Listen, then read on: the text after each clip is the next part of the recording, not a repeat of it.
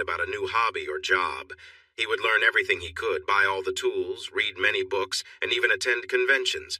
But after a year, he would often lose interest and move on to something new, starting the whole process over again. His garage was filled with expensive equipment for making music, flying remote-controlled planes, fishing gear, and podcasting gear. None of it had been used since he and his wife Polly moved in a few years ago. When he was really into something, he would talk about it constantly and spend hours sharing details about his latest passion. Polly had learned to respond with, "Yes, dear," and "Really, dear?" a lot while trying to avoid seeing the receipts when he came home with new items for his current interest. Polly was very patient, but she loved Simon deeply, and we all loved her for that. I had known them since they got married, and I had known Simon from college. We both moved to Chicago and settled in Crystal Lake, a cozy suburb just north and west of the city. It was a nice little place, not too far from Chicago, but just far enough to have its own character. I thought we were happy there.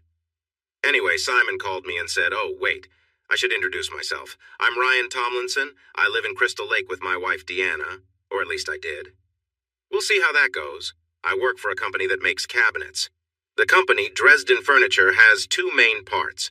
One side makes high-end office furniture, while the other does custom installations. We create fancy office furniture with wood and leather, as well as build special offices and rooms for homes. The top 10% of clients use us to create libraries, entertainment rooms, and unique spaces. For example, we designed a bar in Milwaukee with a hidden wall of books that opened up to the main bar when the right book was chosen. What was clever about it was that the bar staff could change the trigger book every day, making it a fun surprise for customers. So, yeah, I'm involved in that. Well, I don't actually build it, I'm more of a salesperson. To be honest, I'm not even doing that most of the time. I manage 3 employees who handle sales for us. I used to do it myself, but our business has thrived even with the tough economy. Now, I have a team and don't have to travel as much. Occasionally, I still travel for some important clients, and it's usually worth it. But I'm glad my days of traveling every week are behind me. At 39, I appreciate being home every evening to see my kids when they come back from school. My wife Deanna and I have 3 children. Our oldest is Paula, who is 12. Next is Saffron, who is 10. I ended up losing a bet about a TV show, but that's a funny story for another time. Lastly, we have our son Jamie, who is 8. These kids bring so much joy to my life. Jamie is adopted because Deanna had some challenges when giving birth to Saffron and can't have more children. We decided to adopt Jamie, and he is just as loved as our biological kids. I've learned that love isn't just about biology. Deanna and I met in a bar in Chicago, which isn't usually a great place to find your future spouse, but it worked out for us. It was a nightclub called the Crowbar.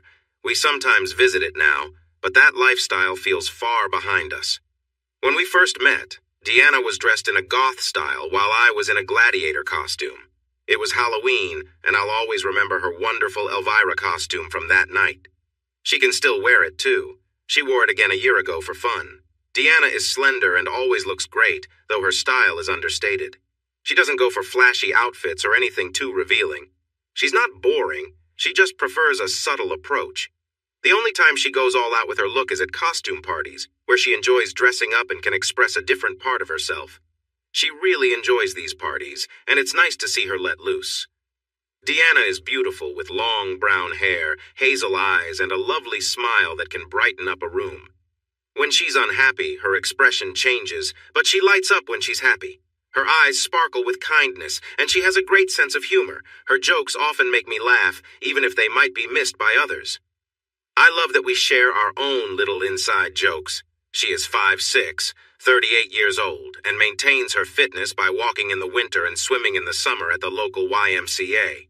So when we met, things went well. I got her number, and the usual happened. I won't go into too many details because honestly our story is quite similar to many others out there. We dated, had our ups and downs, and then we became a couple. We moved in together, and everything seemed fine. I proposed, and we got married. The wedding went well, and the honeymoon was even better. You've heard this story before. Even with kids coming along fairly quickly, we were happy. At least, I thought we were. I know I was happy, and I'm pretty sure Deanna was too. I still can't figure out what went wrong. Maybe I was just not paying close enough attention, but I didn't notice the signs. Our routines didn't change much, and while it became harder to find time for intimacy as we got older, that's just part of having kids. Every couple with a family faces similar challenges. When we did find the time, our connection was strong. We enjoyed our moments together and tried new things. I was curious about some things, but it wasn't a big deal for me. I know some guys focus too much on those concerns, but that's not how I viewed our relationship. I was content overall. In terms of intimacy, we had our moments, especially when we were really in the mood. It would happen during special times like birthdays or anniversaries. I didn't think much of it. I was satisfied compared to some of my friends, at least based on our conversations. We did try some playful activities like dressing up, but we often ended up laughing and couldn't take it seriously. It was just fun for us. The frequency wasn't always high, but when we were together, it was meaningful. I'd say quality mattered more than quantity. I enjoyed those moments, but like many men, I sometimes wished for more. At least that's what Deanna would say. But really, isn't every parent feeling similar pressures? Having kids can be exhausting. Combine that with a busy work week and all the little things of everyday life, and there just wasn't enough time for what we wanted. We had to think about making sure the insurance was paid, getting dinner ready, helping Paula with her homework, doing the laundry, and finishing up Jamie's potty training, along with all the other responsibilities that come with having kids. I figured that was just how life was, so I shrugged it off and tried to make the best of it. And it was nice. I loved our life together. It wasn't perfect, but it made me happy. There was one thing that sometimes made me stop and think, but I'll hold off on that for now. It's part of the story. Oh, me? What do I look like? I always wonder why anyone cares in stories like this. Still, I want everyone to know I'm not some weird character. I could look like Brad Pitt if we were to imagine that. I'd definitely be the older one, though. Yes, I can say I'm fit and look good. Okay, maybe not that fit. All right, I'll be honest. I'm a bit out of shape. I'm 6 feet tall and weigh 210 pounds. I don't have man boobs, just so you know. But if I'm being truthful, I could stand to lose some weight. A lot of pizza will do that to a person. Yeah, pizza is my weakness. I really enjoy it. And who can eat pizza without a beer, right? I've come to realize that I need to take action about the extra weight, especially when my kids cling to me and it feels like too much. So I decided to join a cycling club. Simon was joining too, just starting his new hobby. He thought he might even win next year's Tour de France. Good luck with that. I just want to enjoy the ride. I mean, I don't understand how some athletes win while using performance enhancers. When I try something like that, I can't stop laughing. I think they should get credit just for being able to handle it. Okay, maybe that's not the best joke. Welcome to my life. I'm not sure why I'm sharing all this. It might not be that important to the story, but here we are. So here's the thing. I was in Madison, Wisconsin for a job. Wait, I haven't told you what Deanna does for a living yet, have I? That's actually important. To begin with, Deanna was a stay-at-home mom. When we first got together, she was studying interior design in college, but even though she got her degree, she never used it.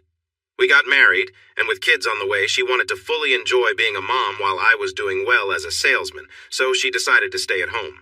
She kept busy until Jamie started first grade, and after that, her days were free again. So she teamed up with a mutual friend, Crystal Rigg, who is married to Charlie Rigg, a well-known radio host in Chicago.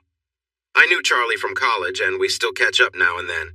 Crystal works in real estate and needed someone to help stage homes for sale. They would walk through a house together, deciding how to move the furniture, what to take away, and what to bring in from a small storage unit we rented. Their goal was to show the house in a way that made it feel welcoming while keeping it neat and organized. Deanna had done a great job making our house feel like home. She spent little money but found a lot of wonderful furniture, artwork to hang on the walls, and other decorations. I don't really know what to call these items, but Deanna always found ways to use them. It was common for her to change things around regularly. Every couple of weeks, something would be different, and new items would appear, while others were tucked away. Our house was always changing, and over time we ended up with so many things that were no longer needed. Deanna didn't want to give them up, so we rented a storage unit, which eventually filled up. Sometimes things didn't go well, like the time I came home to find the picture above our bed, a nice photo from our honeymoon in Jamaica, had been replaced by a strange picture of a French clown with a bottle of champagne. I didn't like that change at all. Deanna sometimes needed a little guidance to avoid mistakes, but overall she had a good eye for design. It made sense that she wanted to use her talents and all the things we had collected over the years. I say we, but honestly, I rarely noticed what changed until I came home and realized something felt different. It often led to me asking, "Did you change your hair, dear? Something seems different." And then I would get a look of narrowed brows and pursed lips. Deanna and Crystal worked well together, taking on projects in both the suburbs and the city. They often spent long hours together, especially on weekends when Crystal had open houses. They would stay in touch by phone, and sometimes I would surprise them with coffee when I passed by where they were working. Both of them easily attracted attention, and Crystal had a special way of communicating with people that felt personal, yet respectful. She could have deep conversations without crossing any boundaries, making it easy to talk with her about anything. She felt like a friend who really understood you. It's strange when I think about it now. I have no clue why I, along with everyone else, thought that, but that was just how she seemed. Looking back, considering what I later learned, it seems she probably did flirt a bit, but it was only with others. I guess I had a very limited view of her. Oh, and she had blonde hair. She was very fit. I used to joke that if they added a redhead to their group, I could call them and give them tasks for fighting crime. I tried to come up with a fun name for their little team, something like Power Squad, or something less obvious, but I never quite got it right. People often gave me funny looks. Now let me share some background. There's me, Ryan, my wife Deanna, and our friend Simon. I work in sales, and Deanna helps with staging houses and apartments. We have kids and are handling the everyday stuff, I think. So, there I was in Madison. You want to know why I was there? That's the big question. I was meeting with a client at the University of Wisconsin about his home. He wanted a traditional library with 2 levels and a rolling ladder. Being a well-known professor, he wanted everything to be perfect, so he reached out to our company and insisted I come. He had heard great things from another satisfied customer, a video game company owner in Madison. We had done an impressive job turning his basement into an office, which he humorously referred to as his murder room. Somehow, that led to our professor reaching out to us. My boss took the call, and off I went to Wisconsin. Speaking of my boss, let me introduce you to Paul. Paul Dresden. What should I say about him? He's a good guy. He took over the company from his father, who passed away about 8 years ago. Paul cares deeply about the company and his team. He's nice and well-meaning, but let's just say he can be a bit clueless. Despite his lack of competence, he runs the company well. He believes he does. I actually make things happen. Paul tells me what he wants to do, and I figure out how to make it work. He's so forgetful that he often doesn't recall what he asked me to do last week and doesn't even check in to see if it's done. Even so, we like Paul. It's not out of disrespect or anything like that. We're genuinely fond of him. We are really trying hard to keep the company running so we all have jobs to come to each morning and to support Paul. Honestly, if he wasn't in his corner office enjoying fancy coffee and being lightly overlooked by his assistant, he might be out there making some clueless mistakes. We keep this company going because we enjoy our work and appreciate Paul, even if we don't always follow his ideas. For example, 3 weeks ago, Paul had the bright idea to enter the IKEA market. His plan was to create a showroom to compete with IKEA.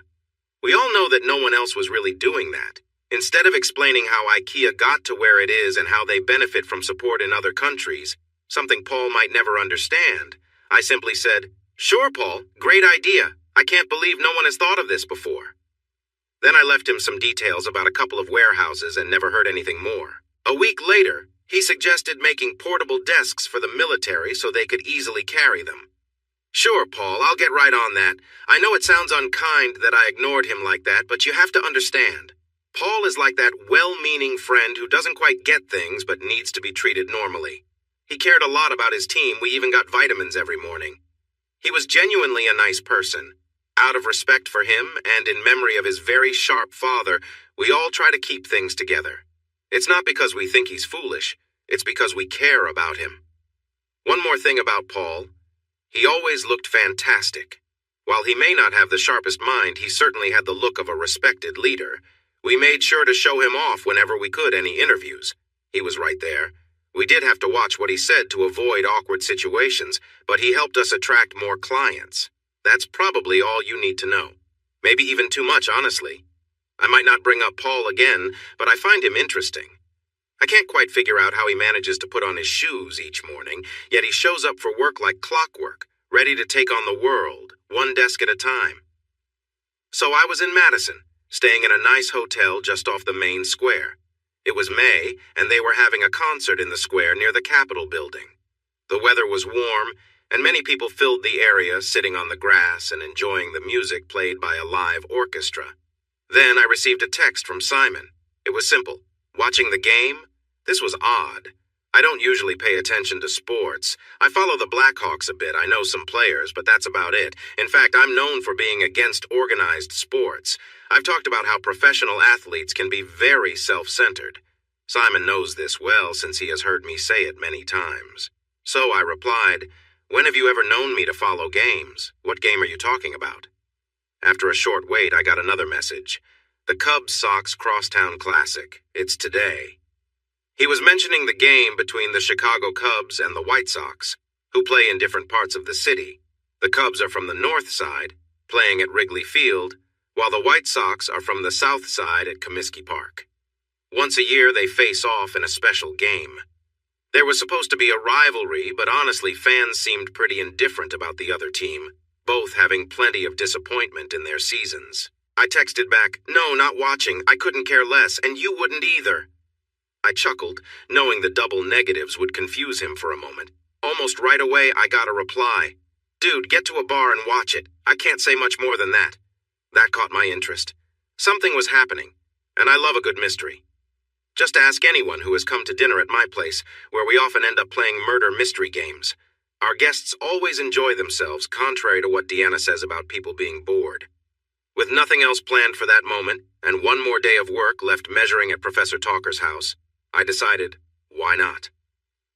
I turned on the TV in my room, and soon enough, I was lost in the game.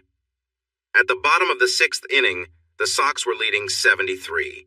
Between the plays, the cameras moved around the crowd. The cameramen often capture moments like couples sharing a kiss or special moments, which are then shown on the big screens in the stadium, much to the surprise of those on camera. Sometimes, they even catch wedding proposals. Sometimes, after someone sees a couple sharing a kiss, they might come back later to try to catch them again. I think we've all seen that happen. They must have done this before because they returned to a couple who clearly cared for each other. They were sitting close together in the lower bleachers. They had good seats, probably season tickets. They were talking excitedly, leaning into each other and sharing glances like couples do when they like each other. The cameraman noticed them, and soon their image appeared on the big screen in the stadium. At first, they didn't notice, but then someone sitting nearby nudged them and pointed to the screen. You could see the moment they looked up. On the screen, the words, "Kiss Cam, share a kiss," flashed. The couple exchanged looks, shrugged, and leaned in for a kiss. It was a big one, too intense and passionate. You could tell they were very close, and they didn't seem shy about it. But I didn't feel happy watching them. That was because the woman in the couple was my wife, Deanna. I recognized her immediately. She was wearing a jacket I had bought for her in a boutique in New York 3 years ago. The boutique was owned by actress Phoebe Cates, who often helped customers herself. I had a bit of a crush on Phoebe Cates, so I convinced Deanna to visit while we were in town. When Deanna figured out I wanted her to buy something special, she picked out the most expensive jacket and insisted I buy it for her. It was worth it, knowing that Phoebe Cates had asked for my address and phone number. I just sat there, watching in shock, feeling as if my world was falling apart.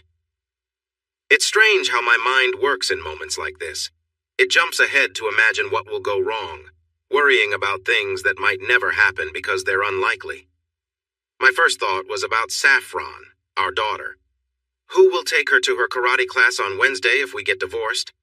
I know it's a silly thought, but I guess it's a way to protect myself from feeling too much. Next, I called Simon. He picked up on the third ring. "Hey," he said, sounding hesitant. "I'm watching," I replied. There was a pause as Simon thought about what to say next. "I'm sorry, man. I thought you should know," he said. "Yeah, I guess. They really seem to care about each other, don't they?" I responded. "Yeah," Simon said simply. We spent a few more moments just listening to each other breathe. I could hear the game on his TV in the background, echoing with the one in front of me. It was strange because his was slightly behind mine, making it sound like an echo. I thought about how his TV could be behind mine if he was closer to the actual game. Shouldn't it be the other way around? My mind started wandering. They were on earlier. That's why I texted you. The kiss cam caught them together. He even had a hand under her jacket. That's why the cameraman went back to them, Simon said after a moment. Wow, I replied. You think this is the first time? It doesn't seem like it, does it? It looks like they know each other well. Yeah, I thought so too. The kiss cam moved on and the game continued. Surely she knows I'll see this, right? I think she's a little distracted, and a lot of what they show on the big screen is seen only in the stadium. With you and your friends, she probably feels safe about it. He had a point.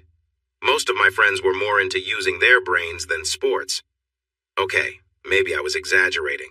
Most of them just didn't care much about sports. Thinking back, that was a bit odd. I think they're lost in the moment, and she's probably worried you'll see it and that someone she knows will too. That sounded more accurate. Probably. Good thing you were watching. I'm at Tommy's house. That explained a lot. Tommy was Simon's brother-in-law and a huge baseball fan. We didn't get along well because he made a rude comment at a barbecue once, and I almost lost my temper. It was better if we didn't see each other. We sat in silence as we watched the White Sox strike out, and the batter walked back to the dugout. What are you going to do? Do? Nothing for now. I need more information. Yeah. More silence followed as the game went to a commercial break. I noticed the commercials were different for him than for me, probably because of where we lived. So, I'm not sure what else to say. Are you going to be okay? No, but there's nothing you can do from there, Simon. I'm going to go drink, sleep poorly, and figure out a plan, in that order. Sounds like a plan. Just don't do anything reckless, okay? I don't want to have to come get you. Just be careful. Yeah, well, I'm 300 miles away. She'll be home by the time I get back. Like I said, I need more information. Okay, well, be safe. Call me when you get back. I will, Simon. Thanks. Overall, it was a pretty ordinary conversation for such a heavy topic. It felt a bit scattered. I was overwhelmed when I think about it now. I wanted to know everything instead of just reacting. I think part of me was in shock, and part of it was just how I am. I like to understand things before I show my feelings. At college, I got known for this. I still felt things inside, but I learned to keep that to myself until I had all the facts. I figured out early on that when someone tells you shocking news, the main question is always, what else don't we know? There's usually more to discover. After my call ended, I dropped my phone on the bed and then had an idea. I opened the Find My iPhone app. Deanna and I used the same Apple ID, so if she bought something, I got it too, and vice versa. We shared the ID across all our devices, so purchases showed up everywhere. One benefit was that we could find each other's devices since they were all linked. I found the app, opened it, and looked for her phone.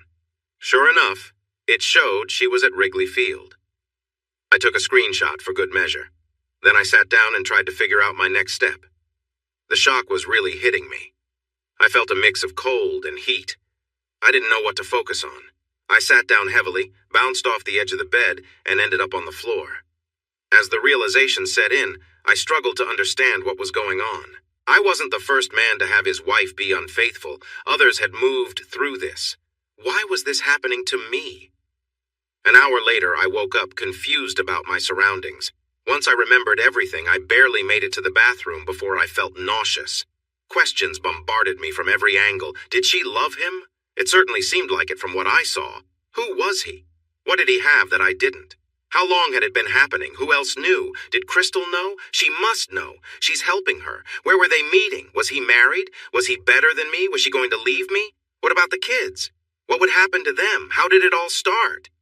But mostly, I wondered, what should I do next?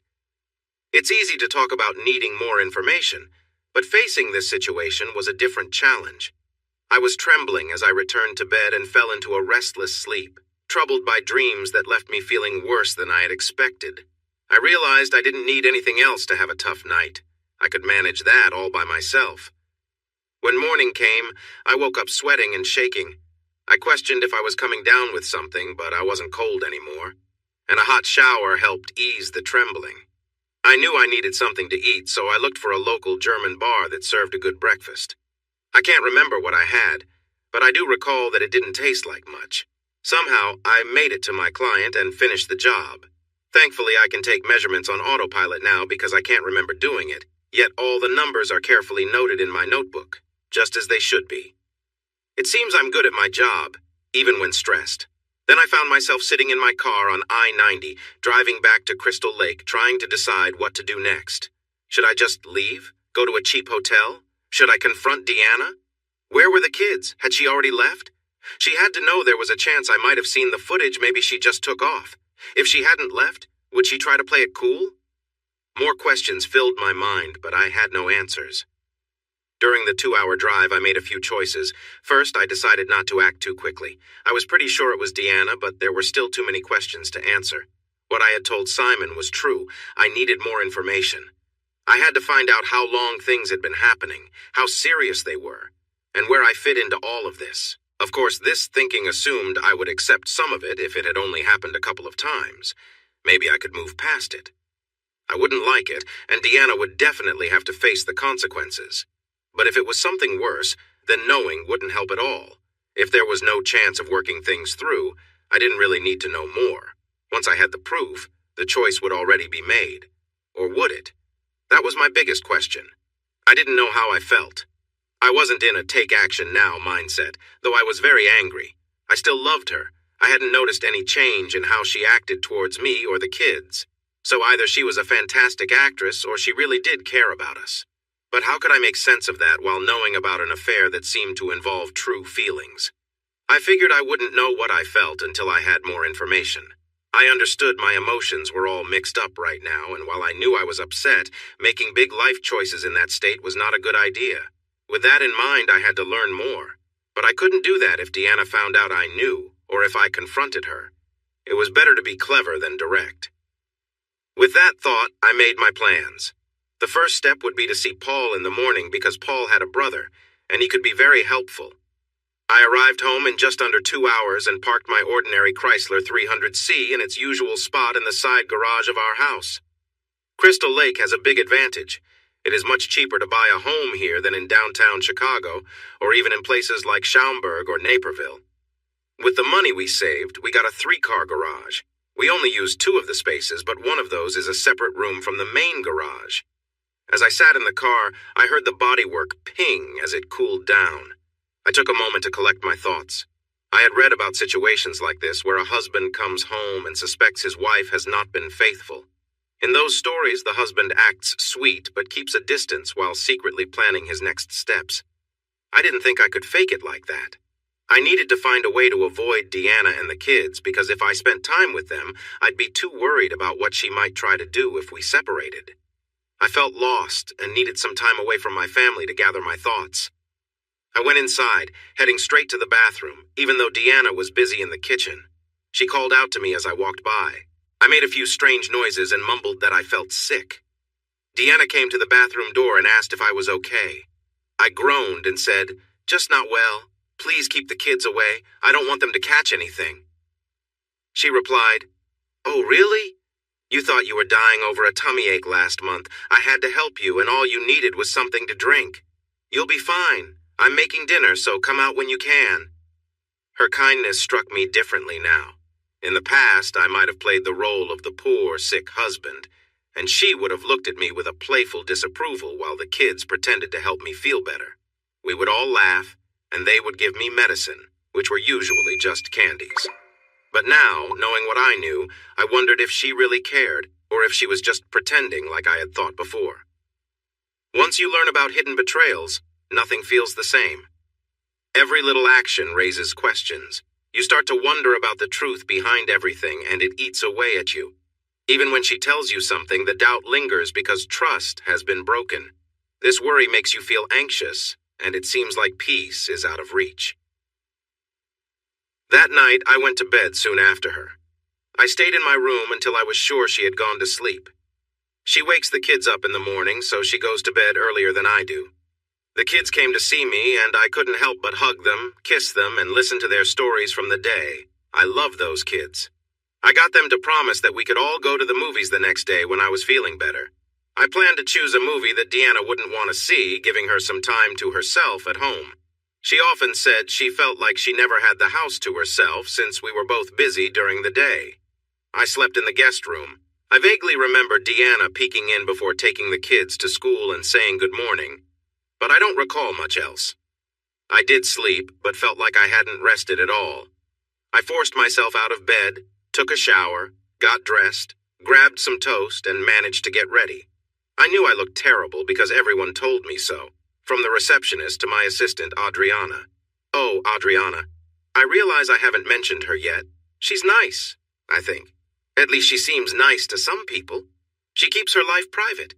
I only know that she's incredibly efficient, gets things done, and doesn't engage in any talk that isn't work-related. She's polite and friendly to new team members, but doesn't let anyone get close personally. I don't know why, but it might be for the best. She's attractive, and I noticed a few guys trying to flirt with her, but she clearly isn't interested, which works well for the office. So if Adriana said I looked terrible, then it must be true. I sat at my desk for about 10 minutes, staring blankly, then asked Adriana to fit me into Paul's busy schedule. She told me he was free at 11, which gave me time to organize my notes from the day before. Still, I barely remembered doing any of it. All I could think about was Deanna. Was she with someone else now? What was happening? How could I find out more? I needed to pull myself together and focus on the issue at hand. This meeting was the first step. "Hey, Paul," I said as I walked into his office. Paul's office was similar to our R&D lab. He often tried out new ideas there. Right now it looked like a cozy therapy room with soft wood tones and comfortable furniture. Last week, it resembled the command center from a sci-fi show. I admired his willingness to experiment, but I found it overwhelming at times. "How's my main man?" Paul said, standing up and extending his hand. "You don't look so great, by the way." "Thanks, boss. You don't look much better. It's nice to feel appreciated. I need a couple of favors. I could use some time off."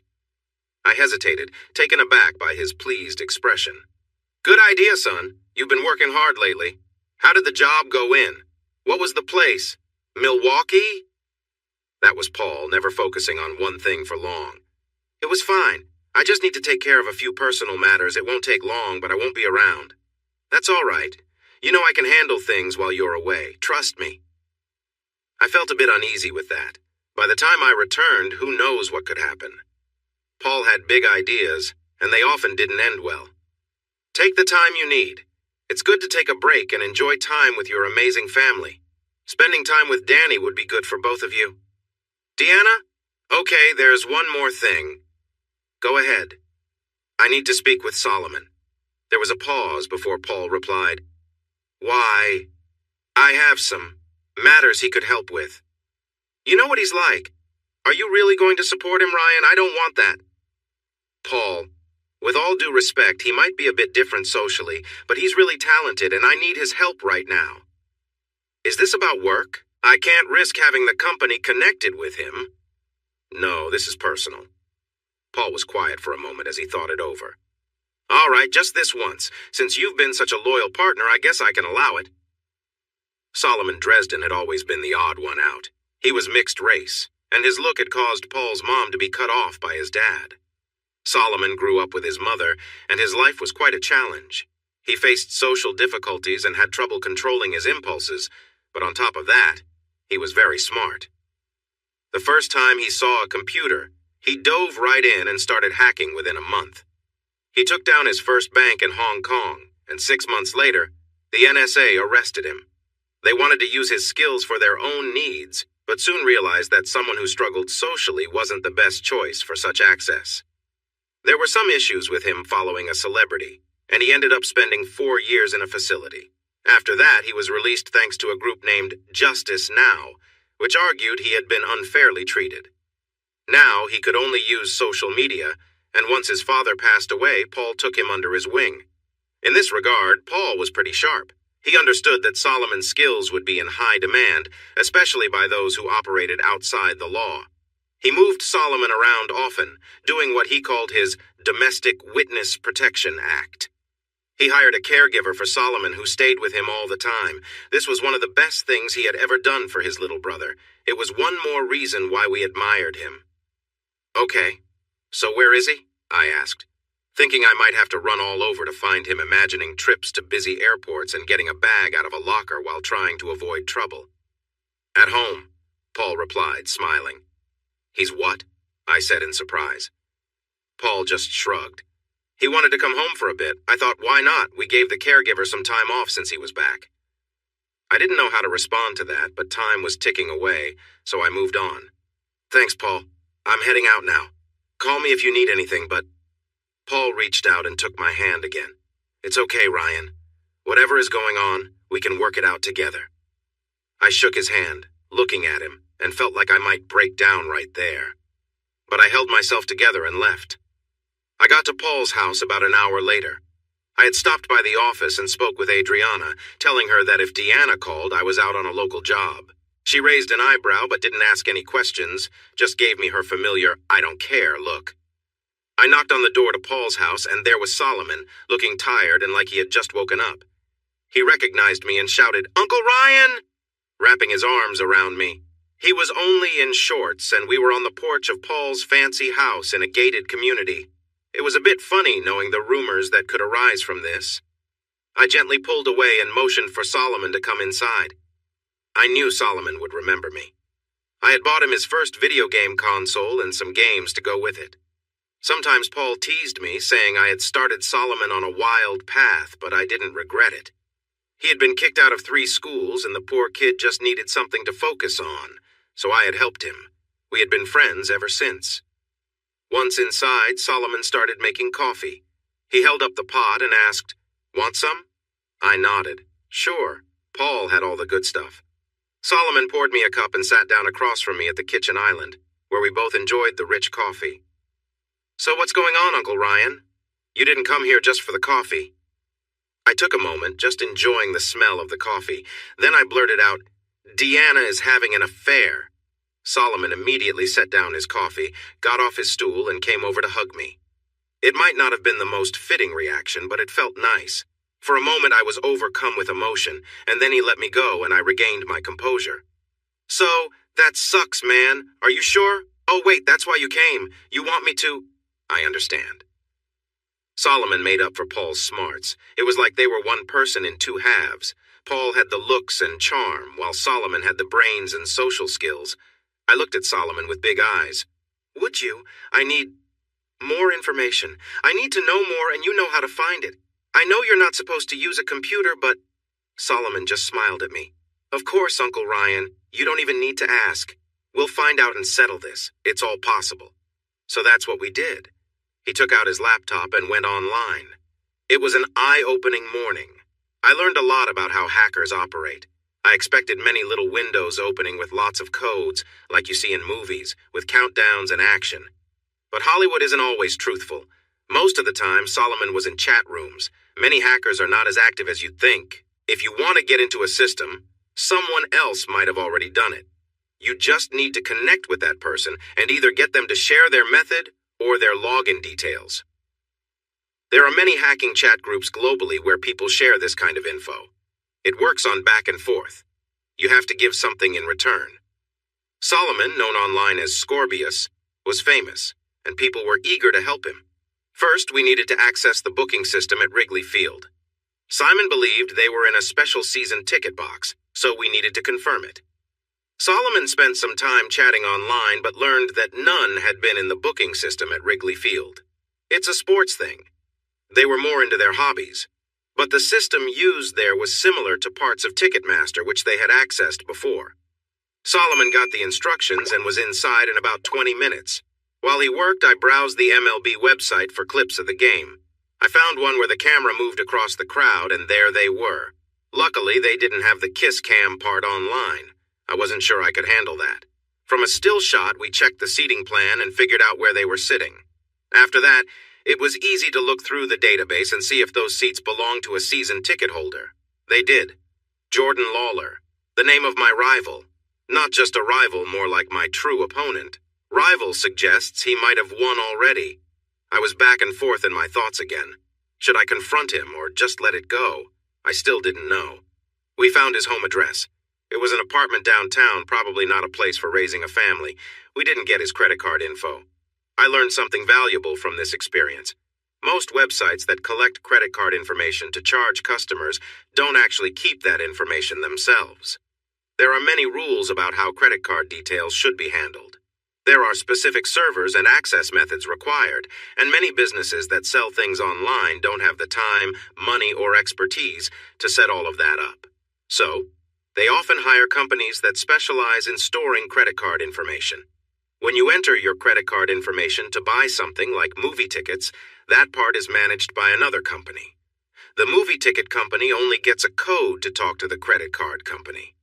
The good news is, we didn't get any credit card details from him. Solomon said he could get it if I really wanted it, but I was unsure at that moment, so we decided to move on. What I really wanted was some information that Solomon couldn't find. I didn't know how often he had used his season tickets.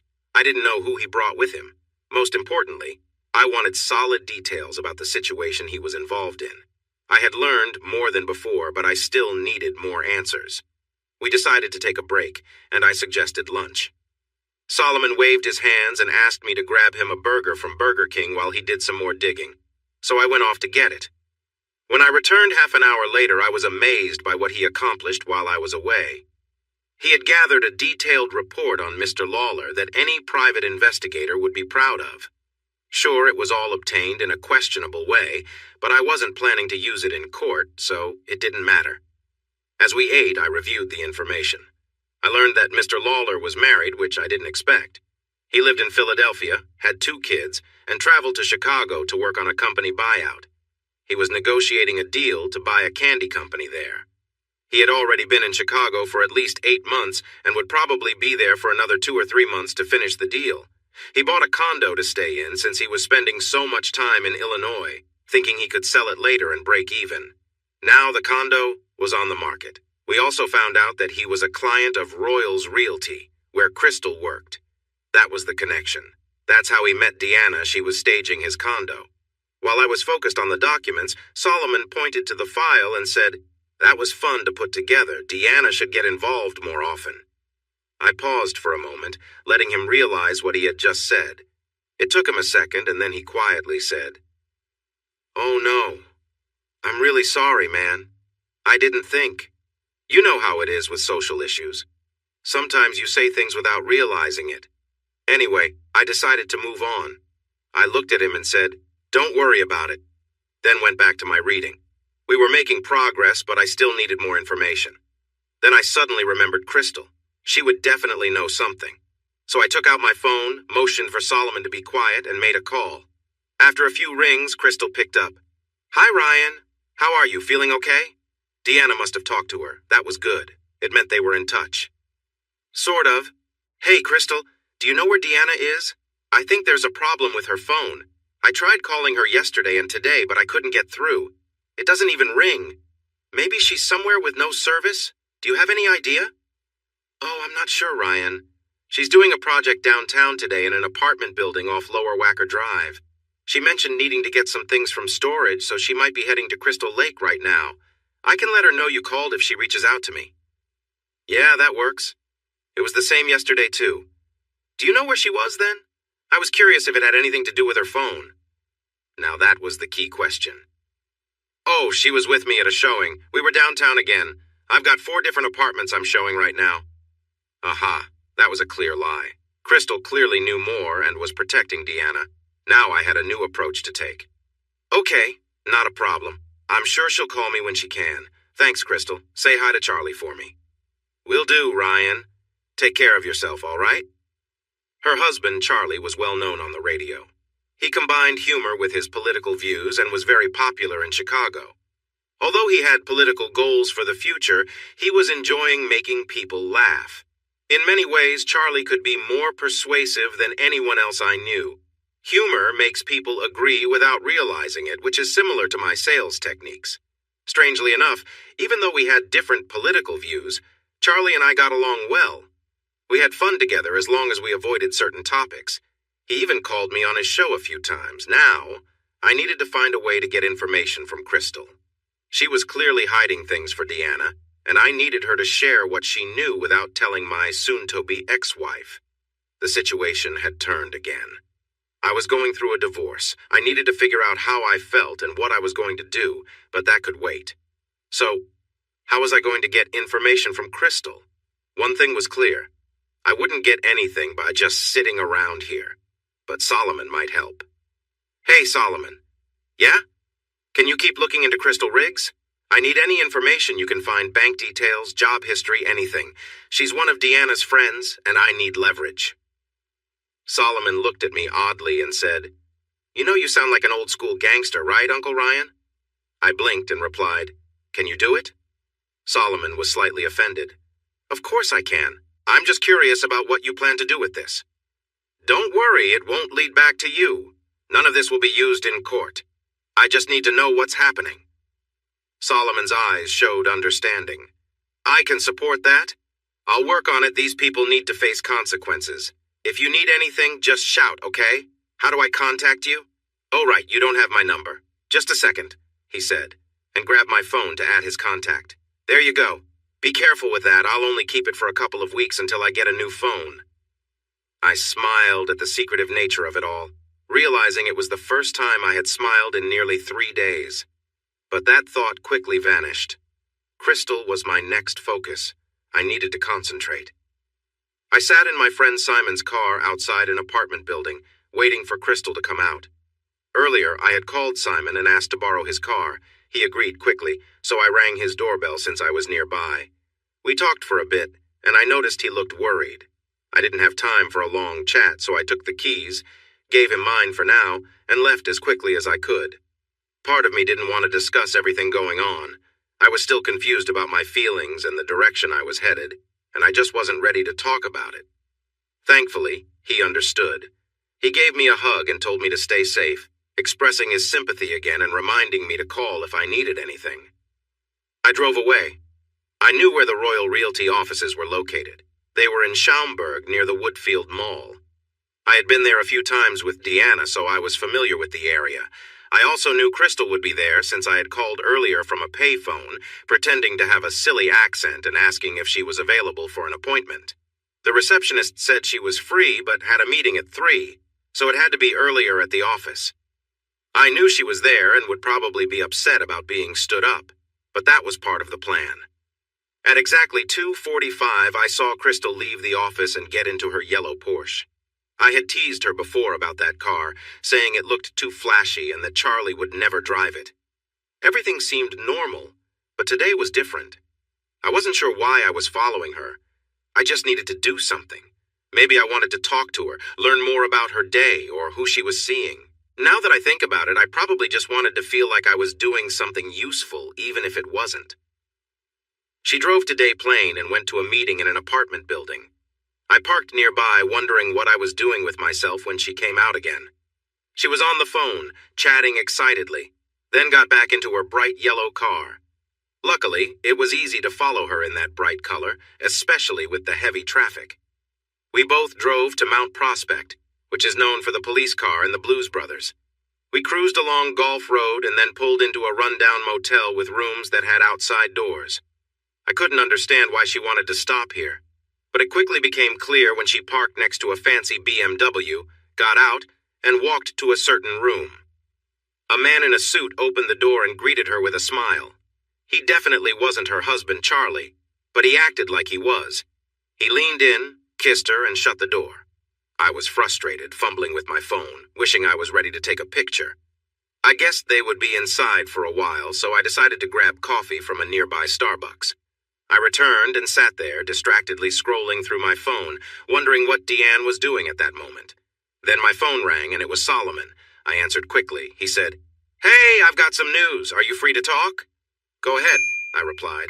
"Royal Realty has 5 partners. Your friend, Crystal, is one of them.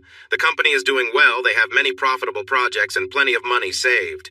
The partners include a couple, a single woman, and a man. The couple started the company, and all of them are very devoted to their beliefs. Crystal seems to be in good standing, but we found an extra bank account with nearly $250,000 in it. It's offshore and hasn't been reported for tax purposes. If she ever gets audited... Got it, I interrupted him. So, we're not finding anything else right now. She enjoys going out, often seen with her husband, the radio guy. You know him, right? Yeah, I replied. They look like a happy couple in all the pictures I found. Can't give you more than that unless you know what you want me to look up? Nah, that's enough for now, I replied, thinking about what he said. Wait, if I give you a license plate, can you check it for me? You know I've always wanted to ask that. Sure, what do you have? I shared the license plate and I heard him typing.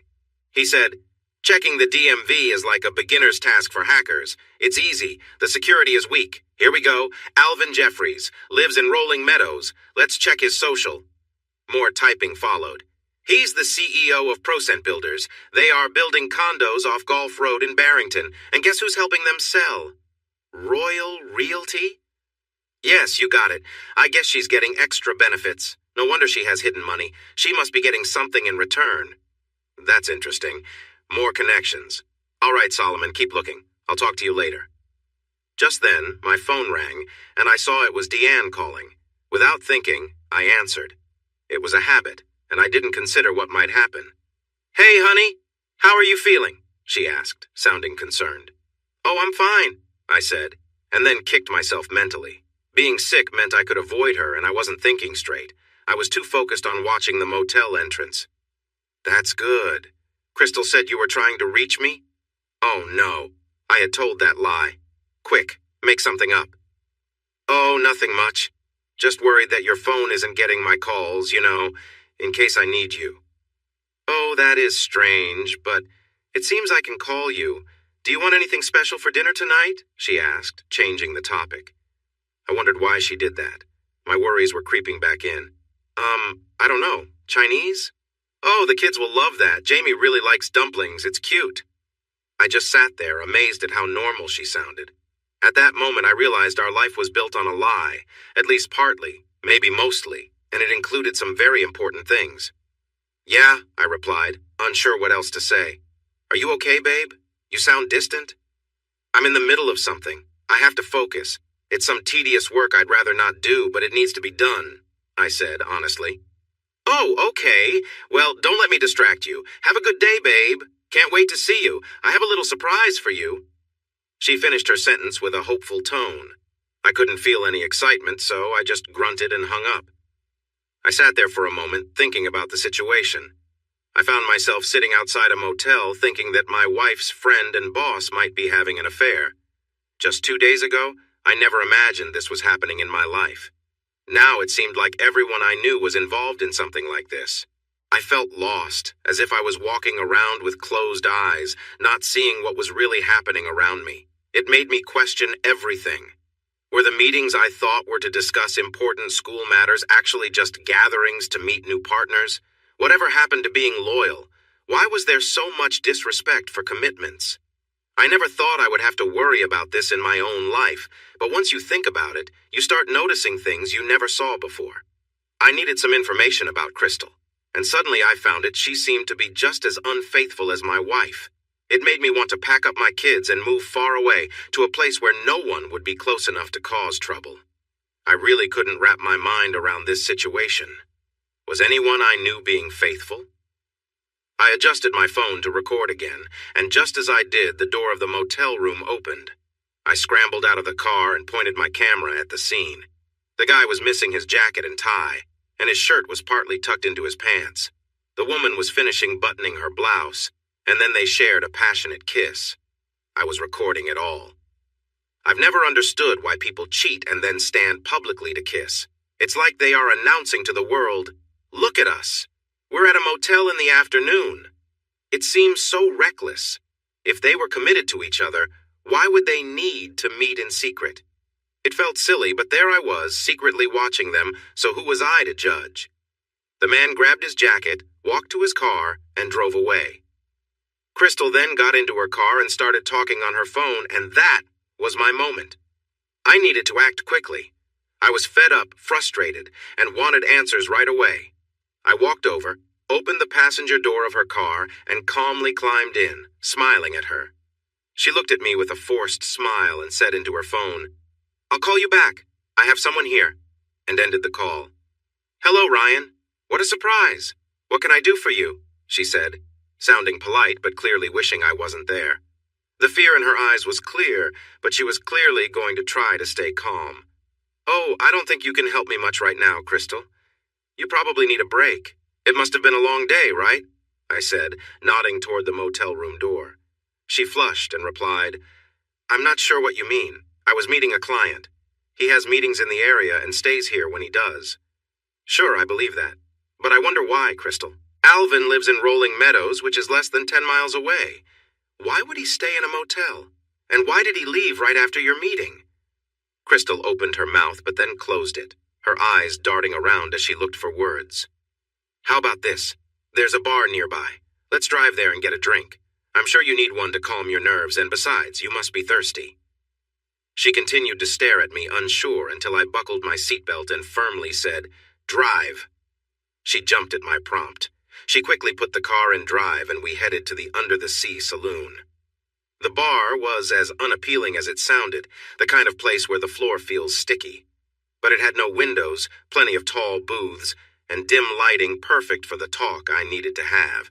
We parked, went inside, and I ordered a club soda for myself and a brandy for her. That was her drink, if I remembered right, but not the best kind. She didn't deserve that. We sat down and I took out my phone, fiddled with it, and then showed it to her. "Before we start, I want to show you this. I've already saved it, and with the push of a button, Charlie will see this." She looked shocked as she watched herself leave the hotel room, kissing Alvin and fixing her clothes. "Speaking of which, I think Charlie would want to know about that secret account you have. I bet he doesn't know about it right now, does he?" I took a chance with that comment, and her tight expression, along with how she gripped her glass, told me I had struck a chord. "How do you know about that? What do you want from me?" Crystal whispered fiercely. "You know what I want," I said. I didn't think about how it might sound until I saw her pull away from me. "I won't be involved with you. I'm not making this worse." I was surprised. I had been so caught up in my own issues that I hadn't thought about how my words might affect her. I should have known better. "Crystal," I said calmly, "I do not want that with you. I wouldn't think of getting involved like that right now. Why would I ever want to?" Crystal was caught off guard by the intensity of my words. I was surprised too. The frustration I felt about Deanna was spilling out, and unfortunately she was the one in front of me at that moment. To her credit, she held her ground. She gritted her teeth and said, "I'm not the one trying to blackmail you." Touché. I raised my eyebrows to show I understood her point. "Well, I'm not the one being unfaithful, and that's what I need to discuss." "Look, it doesn't mean anything. You can't tell Charlie. He wouldn't get it." "No, I bet he wouldn't.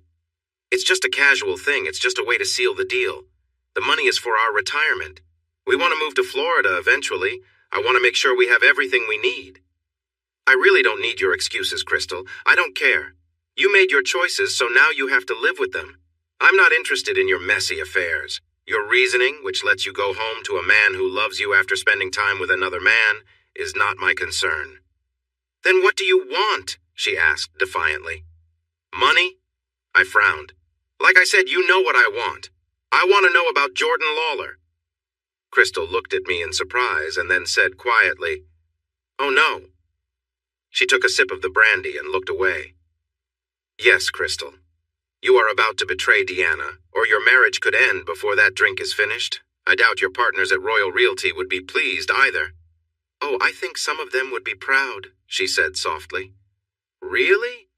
Do you think the devoted couple would be happy to hear how you're handling clients on company time? About your little savings? I bet they would have a lot to say about that, don't you?" Crystal just stared at me. "So spill the beans, Crystal. Tell me about my wife and this guy. What do you know? I already have some information and you don't know what I know. One lie or one piece of missing information and this video gets sent out. So do whatever you need, but tell me now." I hit the table at the end of my outburst, my anger rising. I thought I had been controlling myself well, but now that the details were close, I wanted them without delay. Crystal took a deep breath, shaking a little, and said, "Okay, Jordan Lawler is a client of mine. He has an apartment downtown that he bought last year. It's been on the market for a few weeks and isn't selling, so I brought Deanna in to help show it. I've shown it several times, but nothing was working. It needed some changes. She did her usual thing, but he was home while she was there. I don't know the details, we don't get into that. Something happened between them. They've been, well, seeing each other. I don't know what to call it. She likes him, and he likes her. She knows it's temporary, or at least that's what she told me. She knows he's going back to Philly when his work is done, and she wants to enjoy it while he's here. There. Is that what you wanted to know? Crystal was still shaking. I could understand why. Telling me the truth wasn't going to make me feel any better about what she had been doing. The truth might upset me enough to take action about her marriage, and she was right to worry about that. I was shaking too. Here was the proof I needed. How long? I asked simply. I'm not sure. At least 6 weeks now, maybe more. 6 weeks? I couldn't believe it. Was I really that clueless? Crystal must have seen the shock on my face because she took my hand. Listen, it's not you, okay? What little she has said makes it clear she loves you. I know it doesn't seem that way, but she does. She's doing everything she can to keep it hidden from you, even though she's taking big risks. From what I hear, that's part of the excitement. They meet in unusual places like elevators and bathrooms where they could be caught. That thrill is what she's chasing, since she knows you wouldn't agree to it. This is her way of feeling that thrill while still being married. I stared at her, stunned.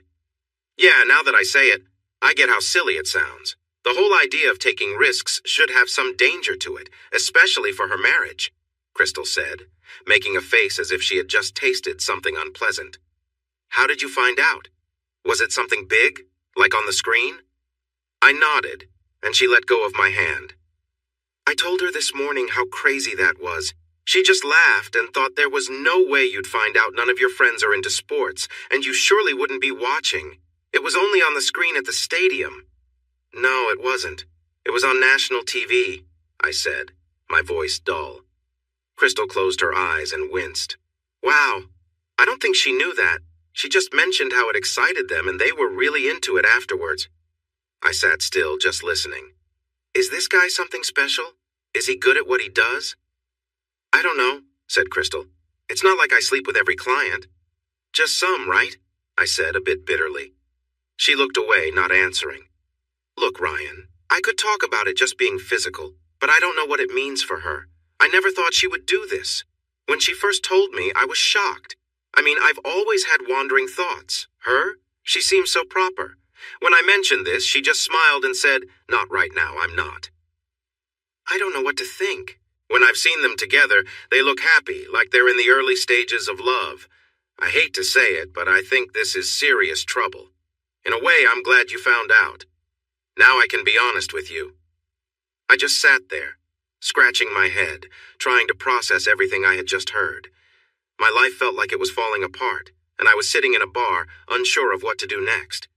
There's a lot to think about, huh? I can tell you this, Ryan, those kids are yours. She's never done this before. I hadn't even thought about that. I looked at her in surprise. She raised her hands in front of her. It will hit you eventually. Those kids are yours, no question about it. She told me she never believed she would be unfaithful, so it caught her off guard. Another thing I can say is that she cares for you deeply. She has kept her life with you separate from this affair. She makes sure it never comes back to you. It happens only far away, where you won't see it. She takes care to keep things separate. You've never had to deal with anything messy from her. She's always kept it fair between you and him. She says she doesn't want to hurt you. I don't know how to explain that. She has her own way of viewing things. For me, it's just physical.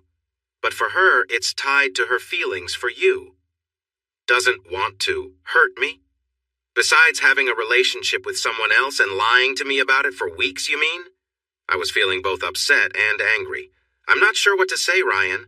I don't think anything I can offer will help. Oh, you've helped enough already, I replied, frustrated. Where do you think she got this idea that cheating is okay? From you. You, her friend who sleeps with clients to get ahead, then goes home to the man who works hard for you. I realized I was being a bit harsh. Charlie was only doing his radio show for fun, but my point still stood. Crystal looked taken aback for a moment, then her expression softened. I'm not sure I can explain this, Ryan, but at its core, it's just physical. I don't know how else to say it. Oh, wait, I do. You play tennis, right? I raised my eyebrows at her and replied, Do I look like I play tennis, Crystal? Seriously? Well, you've played at some point, right? She pressed.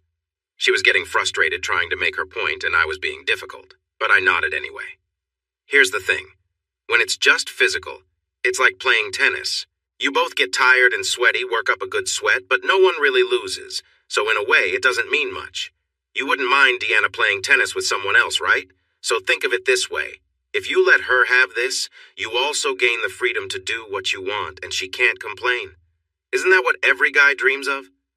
I just stared at her, trying to piece it all together. I couldn't believe I was discussing the deeper ideas of cheating with Crystal Riggs. It felt like having a serious talk about space travel with someone very important. Where should I start? I really don't want to go through this, but some of your reasons are likely to come up with my soon-to-be ex-wife, so I might as well face them now. Crystal's smile disappeared when I mentioned soon-to-be ex-wife.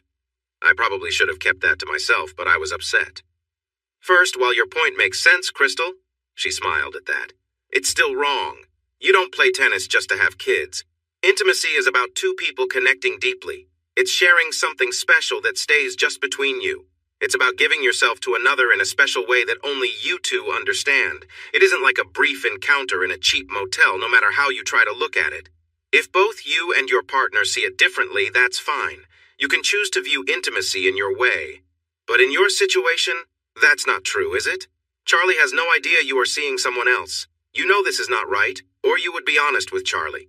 You understand how he would feel, and you know society's views on this too. The fact that you ignore this shows how little respect you have for him and your marriage. You've created a silly idea that it's okay because you think there are no real feelings involved, so it doesn't affect anyone. That may be true for you, but you also know Charlie won't see it that way, or you wouldn't be hiding it. It's just like people who talk a lot about fake bacon, missing the point that they know real bacon tastes amazing. That's why they try to recreate it with tofu. In the end, what you've tried to say is just a way to shift the blame onto Charlie. You are saying, intimacy means nothing to me, so if it matters to you, that's your problem. Charlie feeling upset because you are with someone else is, in your twisted view, his fault, not yours. And lastly, even if you believe everything is true for you, it isn't the same for Deanna, is it? You've mentioned that you don't know what she thinks. Well, I can tell you one thing. She isn't at home with her family. She is out enjoying her time away and feeling desired while we are back home, doing the usual family activities. She's not being truthful with us. She's misleading us and not being loyal to any of us. Saffron, Jamie, Paula, and me. She made her choice when she married me in front of everyone who mattered to her. She doesn't get to change her mind later and act like it's no big deal. And it's worse because she's taking unnecessary risks to find her own excitement. I don't think she's being careful, and she's putting someone else's relationship at risk too. You say she can separate her feelings and still loves me like before. I disagree. That's just what people say to feel better about cheating. What he doesn't know won't hurt him. That's not true. Deep down, they always know. When you choose to betray someone, you understand there's a good chance it will come out. When you start loving someone else in that way, your feelings for the other person change. Sure, love for kids is endless, but love for a partner isn't the same. Life gets complicated with priorities and time. I can't accept that it's okay. I paused, catching my breath after saying all of this. Crystal looked like she was on the verge of tears. She said, I never thought about it that way. I know you probably didn't. But let's be real. If you had thought about it, you would have ignored it. You're not considering anyone's feelings but your own. The truth is, you, like my dishonest wife, haven't really thought about your actions. You've never truly considered how Charlie would react if he found out what you've been doing. If you have thought about it, you've probably told yourself, I'll make it up to him, pretending that makes it okay.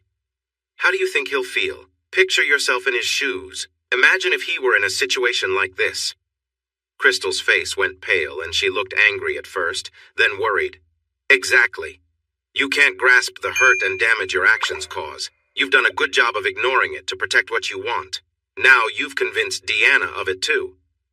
Crystal frowned and said cautiously, Well, Ryan, let's be honest. Have you looked at yourself lately? Do you see how others see you? You're not young anymore, a bit tired, and maybe a little out of shape. You aren't exactly what someone would find attractive. I sat there, surprised, staring at her as she continued to express her thoughts. Is it any wonder she's looking elsewhere? Just look at you. You're not making it easy for anyone to want you. Can you blame her for being interested in someone younger and more charming? I closed my mouth and then just started laughing. Crystal seemed taken aback. She had really let loose at my expense. Oh my gosh, is that what they teach in cheaters' school these days? I asked, shocked. Really? That's the strategy? Attack instead of defend? Come on, Crystal, that's unnecessary. When we got married, there was nothing in the agreement about being faithful as long as your partner looked perfect. My vows didn't say I could cheat if one of us wasn't exercising regularly. I mean, you're right. I should have been taking better care of myself. I should be in the gym more often. I could go on Wednesday night, but oh wait, I can't, because I'm taking Jamie to karate then. What about Thursday? No, that's when Deanna has her book club. How about Monday? Oh wait, that's payroll time and I have to be there so everyone gets paid. Yes, it's my fault that I'm turning 40 and not some perfect celebrity. I guess I should wear fancy clothes all the time and get my teeth whitened so they sparkle. What do you expect, Crystal? My voice got a bit louder, and the bartender glanced over so I toned it down. Crystal pulled back, looking a little scared. I'm 40. I have 3 kids. I work 60 hours a week because if I don't, the company fails and many people will lose their jobs. I try my best to spend time with my kids. I tell my wife she looks nice. I buy her flowers and compliment her on her outfits. I work hard so she can do her thing with decorating homes. And you know what? I take my wedding vows seriously. I can't believe she's still with me, given that I don't always look the best. Honestly, Crystal, don't ever blame me for not being someone else. She's not a perfect angel either, but I find ways to love her regardless. I was really frustrated, and Crystal could sense it. She just sat quietly as I took another sip of my drink and tried to calm down. I didn't even know why I mentioned Meg Ryan Amy Adams would have been a better example, since Deanna shares some qualities with her. Maybe it shows my age. Even if everything you just said was true, it doesn't make it right. You can't just forget your vows and hurt the person you promised to be with for life because things aren't as exciting anymore. You need to talk to him. You should tell him how you feel. You ask him to take action about the situation. However, it's not really well thought out. Just think how you'd feel if you saw Charlie with your sister and he said to you, "Oh, she's just younger than you. You're getting older and she's just more lively." Do you really believe that would be okay? I paused again and took another sip. Crystal just sat there, looking stunned, like a deer caught in headlights. I took a deep breath to calm myself and said, "Now that we have talked about this, what are we going to do about you?" Crystal's eyes widened with fear. "I can ruin your marriage. You know that?" Crystal seemed to think for a moment and replied, "You realize you're trying to drag Charlie down with me. I can take care of myself. If our marriage fell apart, I would manage. But Charlie, with his strong views, would really struggle. Even if I was at fault, he would look foolish. All his hopes for a future would just disappear. Do you want to threaten him too?" Honestly, I felt like Crystal thought I was naive. I just stared at her, unsure of where to start. I had shared how her actions affected others, yet she returned to trying to get what she wanted. Crystal, you can view it that way. But the truth is, all the leverage I have is against you, not Charlie. You created this situation, not him. Sure, he might be affected by what happens, but that would be because of your actions, not his. You are fully responsible for this. And if he faces more damage than you, that's still on you. Do you really want to live with the knowledge of what you've done to him? You did this. If it wasn't me discovering you, it could have been someone else who wouldn't feel guilty at all.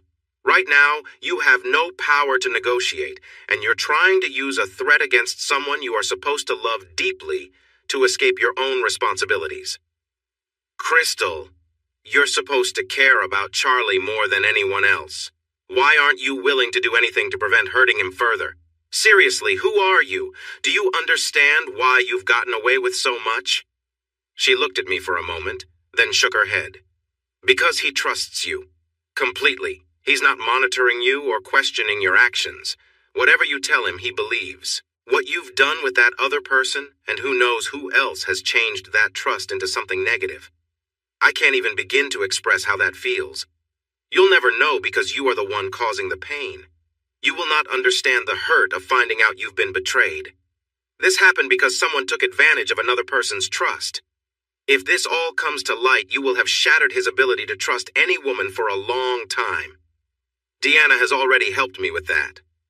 Why would you want that for Charlie? We both paused for a moment, taking sips of our drinks. When Crystal set hers down, she said, "Well, you're much more serious than I thought. You could make even Mother Teresa feel bad." I nearly choked on my drink and laughed a little. It surprised me that I could still find something funny. It felt good to laugh. After I calmed down, I placed my drink down carefully. "All right, what about you, Crystal? I will handle Deanna later, but we need to address your situation. This can't keep going on like this. So here's my idea. I read something similar in a story online, and it seems smart. If you want to have fun, great. Spend time with your husband. A lot. Make it special. I like Charlie, and I want him to feel happy.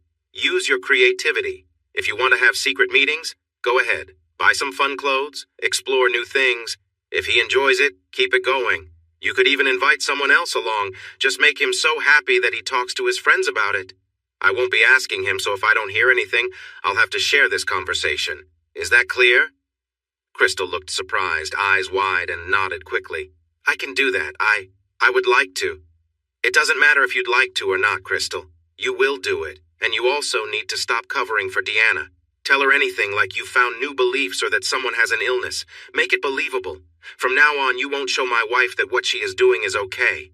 Do you understand? And no hint of our talk goes back to her, or things will get messy for you. And no more cheating on your part, of course. Are we clear?" "Yes."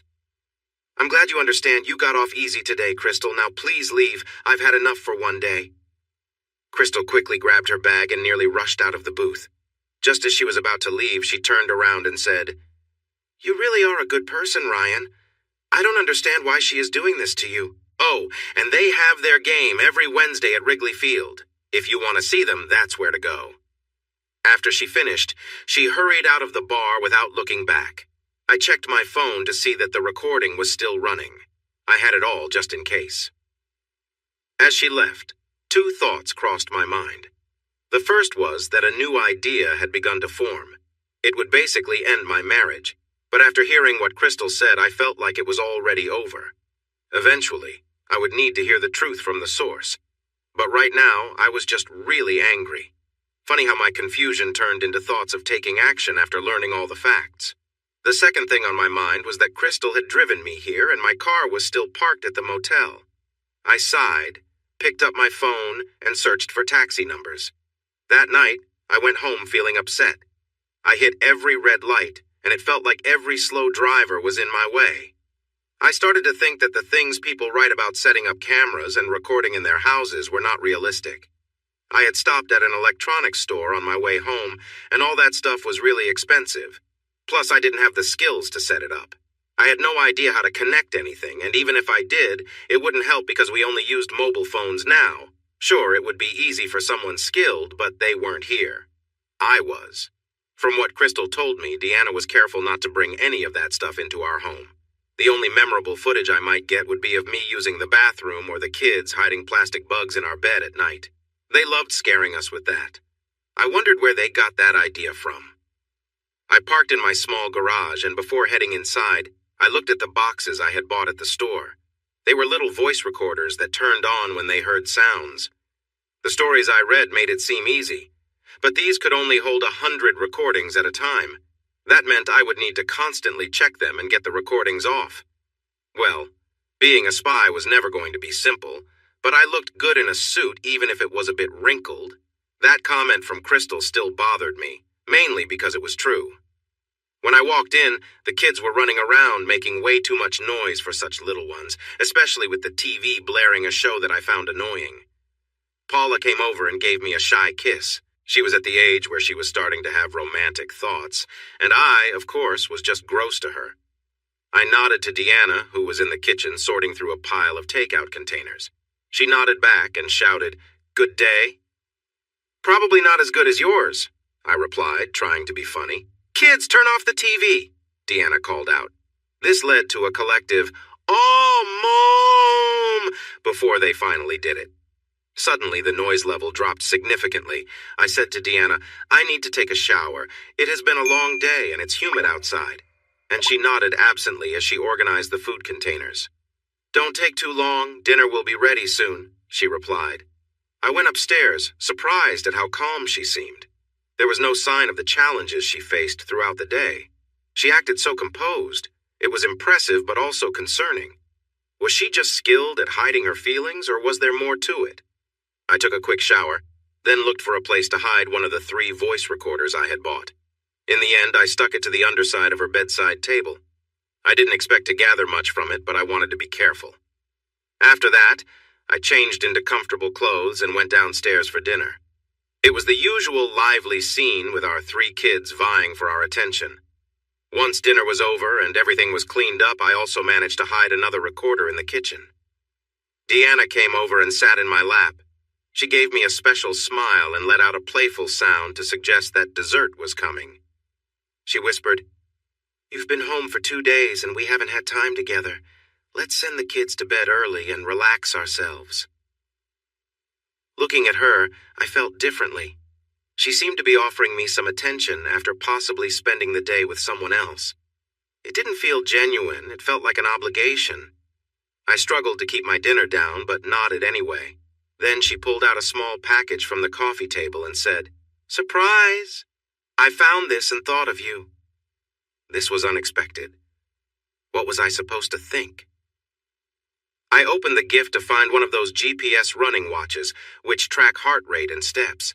It even included a little device to put in your shoe to count your steps. I looked at her and she was watching me eagerly. She said, "I thought it would be great for the biking you are doing with Simon. It will track everything."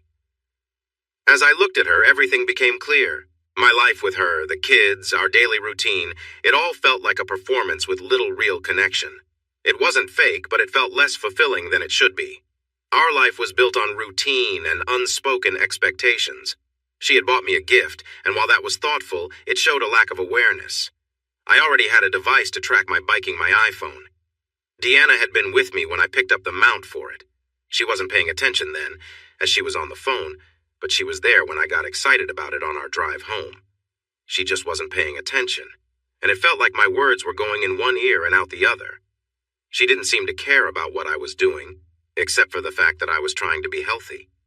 I thought back to the times I tried to talk to her about it, hoping for at least a little interest. Instead, she would nod and say things like, yes. But I could tell she wasn't really listening at all.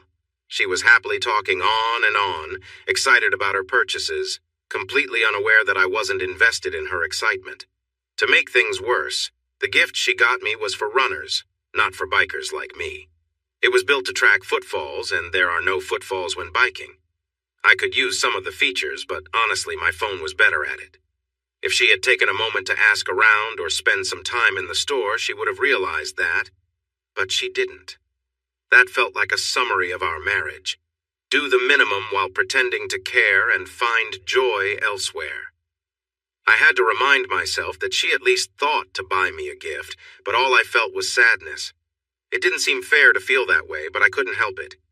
She was off enjoying herself while I was left feeling neglected, and the gift felt like a way for her to ease her own guilt rather than something meant for me. This seemed to be the pattern in our life for the last couple of years. I was trying to keep things alive with flowers, dinners out, and weekend getaways. I spent hours finding the perfect Christmas gift for her last year, searching through malls and finally choosing a diamond necklace and even lessons for us to try together. But despite my efforts, we did one lesson and never returned. I realized she never put in that kind of effort for me. Every year, she just asked me for links to things on Amazon, and that was it. There was no thought behind it. She just clicked a link and made the purchase without really considering what I wanted. Gift giving felt one-sided. Suddenly, a wave of sadness washed over me. It hit me that we were truly done. Everything I discovered pointed to the fact that she had already moved on. She might care for me in some way, but the person she truly loved was elsewhere. It felt like I was just a passing thought for her. That struck me hard. It made me realize how much I felt like an afterthought in this marriage. The tears came as I faced this painful truth. I'm not afraid to say it. I cried for our marriage, for the fact that it was over. I cried for letting it happen and not seeing it before it was too late. I cried for our children because divorce is never easy for kids. They would spend years wondering if it was their fault. And I cried for myself, for being let down by someone I trusted completely. Deanna looked confused. She could see I was upset, but she didn't understand why. At first, she tried to lighten the mood, saying weakly, "Hey, it's just a workout device. No need to cry, Ryan." I just stared at her, cried some more, and then suddenly got up and went to the bathroom. "Paula, take the kids upstairs. Watch something in your room. Your father and I need some time," she told our oldest, who was watching in shock. Paula gathered the others, with Jamie complaining because he was in the middle of playing Lego Star Wars on the Xbox. I could hear Deanna outside the bathroom. I was starting to calm down, breathing heavily as I looked at myself in the mirror. How did it come to this?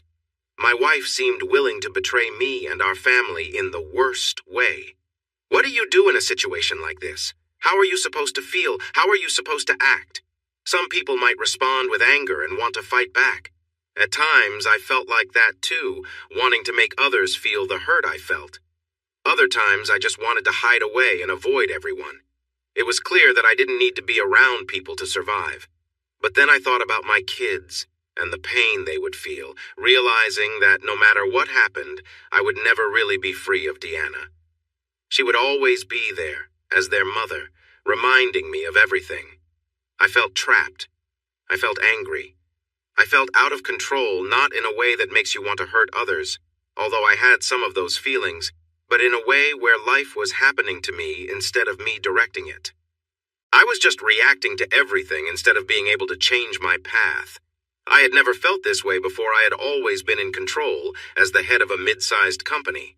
But now, I had no idea what to do with my life. For so long, I had purpose while I gathered the facts, trying to catch Crystal and find out what was happening. Now I had the information and I had to decide what to do next. She had no idea what I knew. I needed to make a choice, and like a coward, I didn't make one. I decided instead to hold it together and figure it out tomorrow. I took some deep breaths, thought quickly of what I might say to my wife, and came out of the bathroom. She was waiting just outside. "Are you okay, Ryan? This isn't like you. What's going on?" "I got some news today from Simon. One of the guys we bike with has a tumor. I had just started to get to know him and enjoy hanging out with the group when this happened. He's not doing well, and the doctors say he might only have 6 months left.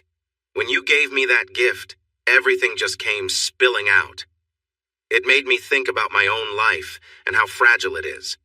I couldn't believe I was saying all of this, and Deanna seemed to really buy it. I guess I felt it was my turn to respond, especially since she had been keeping things from me. "Oh, that's terrible, Ryan. Is there anything we can do? I'm so sorry. I didn't mean..." She trailed off. "I just need some time, Deanna. I think I should go have a drink by myself." I felt inspired and strong in this moment. I was building a barrier that she wouldn't try to cross anytime soon. "Of course, the mill is open. Go have a drink. Call me when you want to come home and I'll come get you." "Thanks," I said, giving her a brave smile. That was how I left things. Before heading to the bar, I hid another recorder under the front seat of her van, then went to the Mill Tavern, had a drink, and called Simon and Solomon. It was time to make some plans. They arrived in about 30 minutes. Solomon was really curious about the bar. He didn't socialize much, so this was a new experience for him. He sat quietly, looking around at everyone and the staff. I got him a soda, and then Simon came in with more drinks. Suddenly, Solomon seemed to understand what everyone was talking about when it came to having fun. He looked very happy. "All right, we're all here. Simon, this is Solomon. Solomon is really smart, but not great in social situations. Am I right, Solomon?" Feeling good, Solomon replied, "Exactly. I have no social skills. Wow, she's nice looking." I couldn't have planned it better. Simon stared at me and took a sip of his drink. Then he leaned in and asked, "We're not going to have to pull him away from anyone, are we?" "No, I doubt it. I need to tell you everything I've learned." Both of them listened closely as I explained what I knew from Solomon and from Crystal, including the whole gift situation. I wrapped it up by saying, "So Simon, if you get calls from Deanna, play along with the sick friend story, okay? It keeps me away from her for now while I think about my own life." Simon nodded and said, "Got it, my friend." "So what's the next step in Uncle Ryan's plan?" asked Solomon. "Well, I think we're done. I just can't trust her anymore. She has this whole other life with someone else, and I had no idea. No signs of unhappiness, no changes in our relationship, nothing at all. She's just too skilled at hiding the truth. But now I see things clearly, and there are consequences for both of them. I know exactly what I want to do. They're looking for risky excitement? Well, we are going to give it to them." I shared my idea, and both Solomon and Simon looked surprised. Then Simon started to laugh, and soon Solomon joined in too.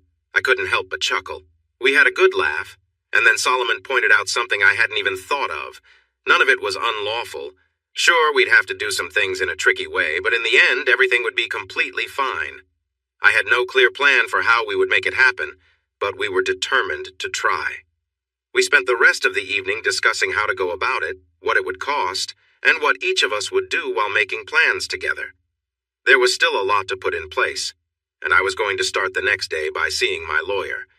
That night I went home, and thankfully Deanna was already asleep.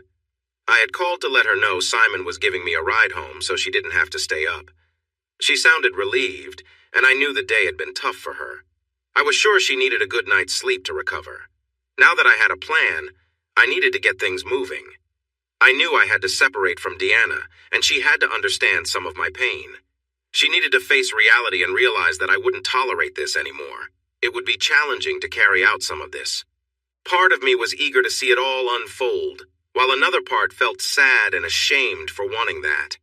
I wanted to protect the kids as much as I could, but I knew this was the real world. No matter what I chose to do, they would have to face a divided home. With that in mind, I might as well do it my way and find some satisfaction in it. The next morning, I got up early and left before the kids woke up. I knew Deanna would wonder where I was going, but soon I wouldn't have to answer her questions anymore. I went to breakfast at IHOP and called my company's lawyer, Jonathan Brudy. We had been friends for a long time. I had dated his wife before they got together, and I could tell he wasn't too happy about that. His wife, Angie, and Deanna were friendly, going on shopping trips together. But despite that, we maintained a good relationship. I had to go through with this. The appointment was set for 10 in the morning. When I walked into his office, he greeted me with a big smile and warm handshake. He was likely pleased because I had sent a lot of clients his way for legal help. I explained why I was there, and his expression changed.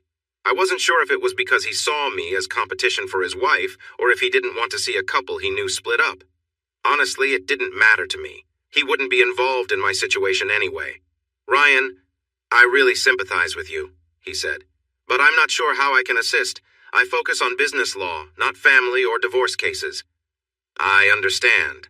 I'm actually looking for advice on which divorce lawyers to consult. Could you give me a list of the best ones within 10 miles and the top 10 in Chicago? I want to have options." The main reason I needed this list was that after having a 1-hour free consultation with each lawyer, they would have a prior connection to me. Due to that, it would be a conflict of interest for them to take Deanna's case. I was essentially limiting her choices before she could even reach out. Plus, I needed a lawyer anyway, so this was smart. I knew this was a bit sneaky, but I felt justified. I was determined now, and I wouldn't back down. "Of course, I can help with that. I'll have my assistant look into it. Would you like some coffee while we wait?" We enjoyed some coffee, and it felt polite, though I could tell he wanted to ask more questions. Before I left, I felt it was important to clarify. This is confidential, right? No talking to Angie. I want to keep this from Deanna for now.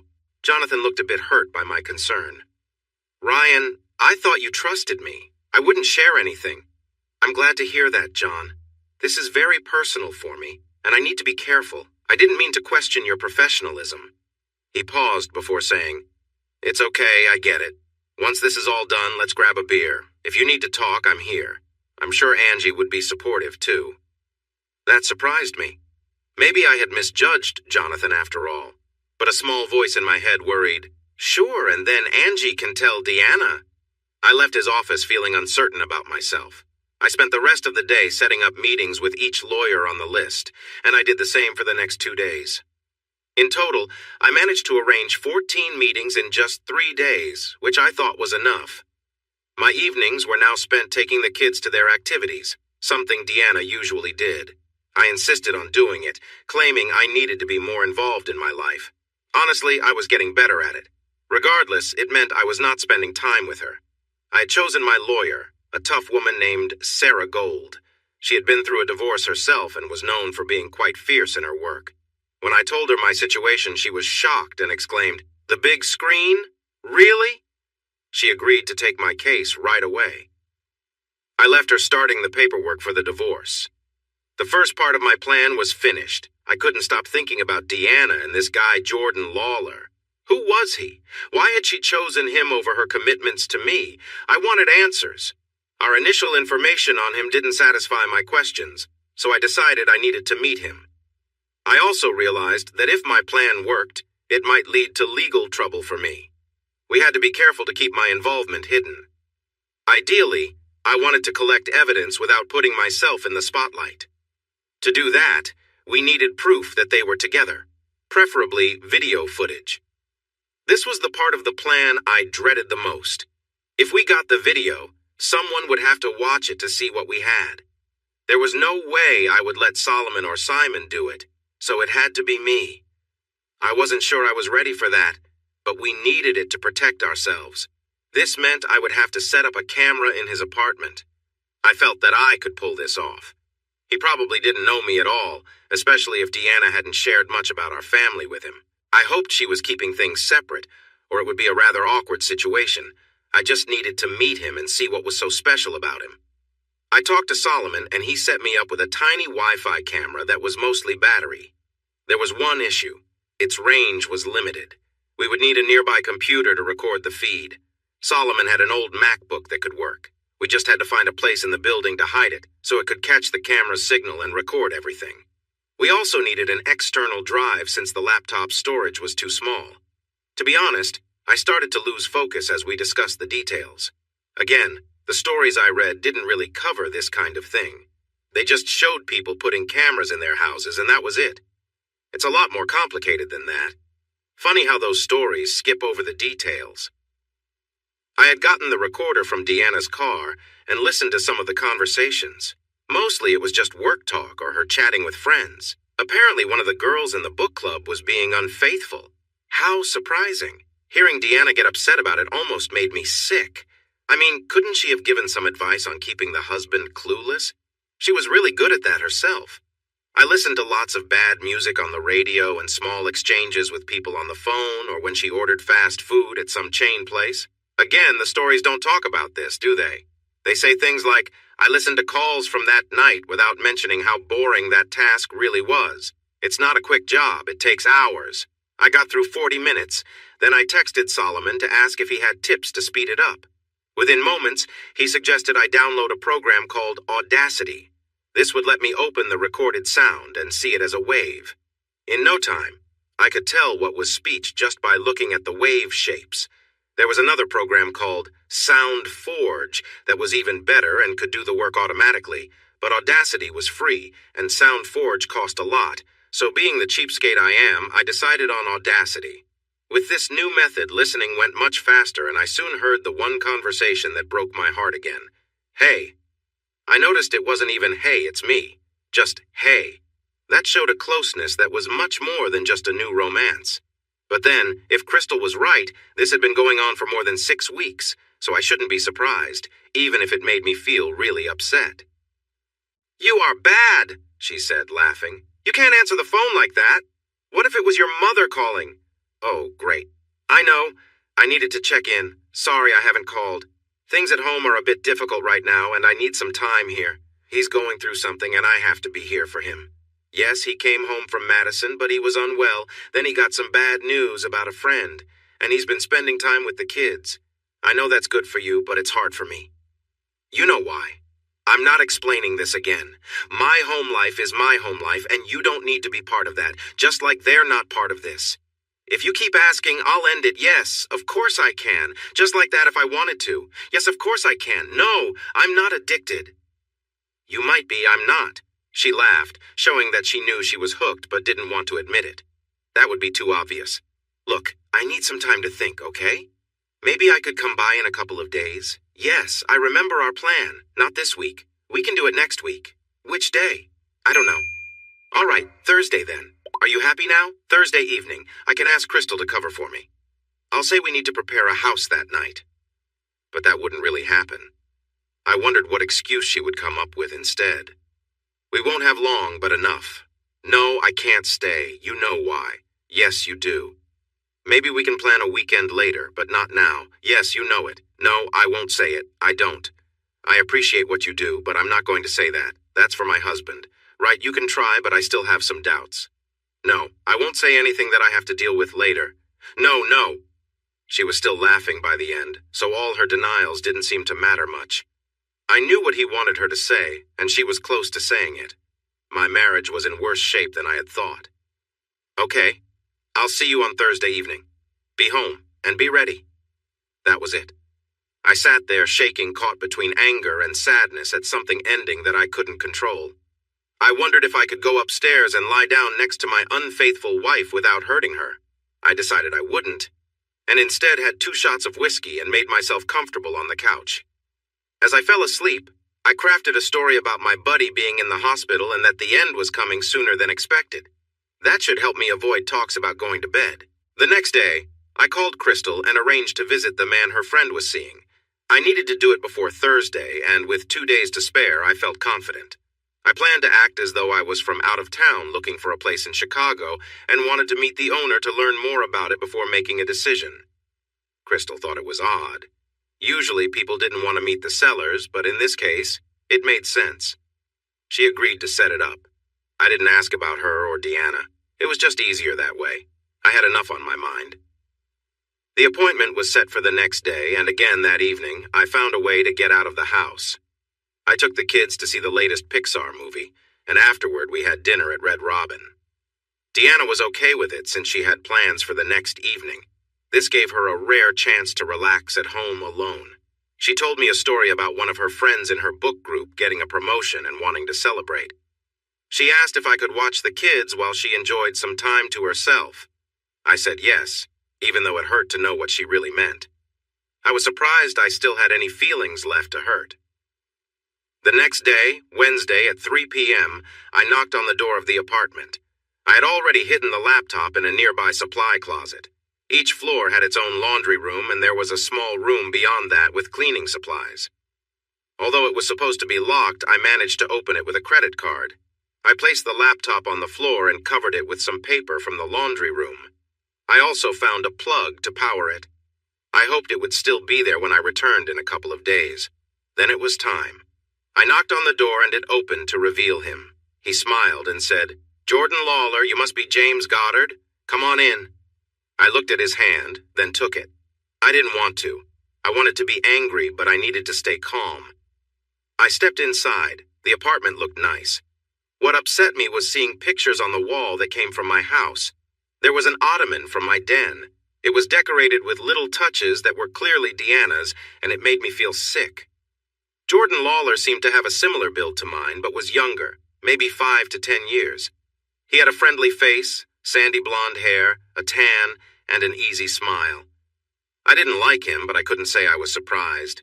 He showed me around, and I took out my phone, asking, "Do you mind if I take some pictures?" It would help me decide later. I was careful with my words. It was important to get permission to record in his apartment since my phone was capturing everything I said. It might not hold up later, but I thought it was worth a try. We explored the apartment, and I noted the view and the bedrooms. It was a 2-bath place, one in the hallway and one in the bedroom. When we entered the bedroom, I couldn't help but glance at the 4-poster bed, and my mind wandered to thoughts I really didn't want. Jordan noticed and said, "It's a nice bed, isn't it? I can include it in the price." I felt uneasy, and I had to control my urge to confront him. I decided to just imagine things instead. I forced a smile and said, "Oh, I'm sure." "Do you have a beer? I'm really thirsty. It would be nice to just sit here, have a beer, and think about living here. Oh, of course. Let me get one, he replied, rushing off. As he left, I couldn't help but think about where his kindness had gone. He was with someone else's wife. I took the chance to explore the bedroom, pulling a small camera from my pocket and setting it on a bookshelf in front of the bed. I hid the camera behind a little decoration, a black wired piece with glass beads that I had bought for Deanna during our trip to Vermont for our 4th anniversary. It felt like a reminder of what I was losing. I was heading to the living room when he returned with the beer. I looked at it and thought about leaving, but I really wanted to know more about him. I was sure he wasn't a good person. He had a family back in Philadelphia and was involved with mine. By that measure, he was quite wrong. Maybe they just fell in love, but I couldn't accept that idea. If that was true, I had missed something huge. I couldn't believe my wife could fall out of love with me and into love with another person. Our marriage had its ups and downs, but it wasn't terrible. Unless she had been hiding her true feelings all along. But now I wondered, was she unhappy and keeping it all inside? I was still unsure of what to think. Yet, I was convinced this Jordan guy was not a good person. I just needed to get him talking. I took the beer and sat on the couch while he sat across from me, raising his bottle in a sort of toast. So, Crystal tells me you're here for a group planning to build a factory? Yeah, that's about right. They want to build out in the suburbs because of a tax deal. He shrugged, making it clear he wasn't too interested in discussing it. What about you? Why are you moving? I asked. I'm heading back east. I was here to negotiate a company buyout, and now we're almost finished, just waiting on signatures and a new management team. I got this place because it was cheaper than renting. So, I said, putting down my beer and leaning in a bit, what's the best part about living here? The view? Having your own place? No kids? It was my only way to steer the conversation in the direction I wanted. Jordan chuckled and said, well, I'd say the baseball, but since I'm a Phillies fan and all you have here are the Cubs and the Sox, you can see my dilemma. I even bought season tickets for the Cubs this year, just to find out what everyone was talking about. It's a bit funny, isn't it? So, if that's not the case, it's definitely about the women. Oh, really? I replied in a way that showed I was open to listening if he wanted to share. Oh yeah, I don't know you, but maybe that's a good thing. They say it's easier to talk about your problems with strangers than with people you know. I have a family, but I've been stuck here for a year. A whole year. All for work. I have needs and they aren't being met. So I found a way to cope. I just raised my eyebrows while grabbing the bottle again. I needed something to do with my hands. She's quite charming. Lives the suburban life with kids and a nice house. But when she's here, she lets loose. It's wild. She loves to have fun and be adventurous. It's strange how we connected right away, and it seems she finds something here that she's not had before. She wants to be spontaneous in various places. We've had our moments in my car, by the lake, in an elevator. She even planned for that by wearing a skirt, and even in the bathroom of a tall building. Apparently the view from that bathroom is amazing, even if I didn't notice much because I was focused on her. I listened to him, amazed that I could stay calm. I was recording everything on my phone, but like a stubborn habit, I couldn't stop myself from digging deeper. Are there any feelings? Or is it just a casual thing? Feelings. Well, not really. We both know this isn't going to last. I'll be heading back east soon. I'm not leaving my family for her. But as an escape, I really enjoy it and wish I could stick around longer. I've never felt this drained by anyone before.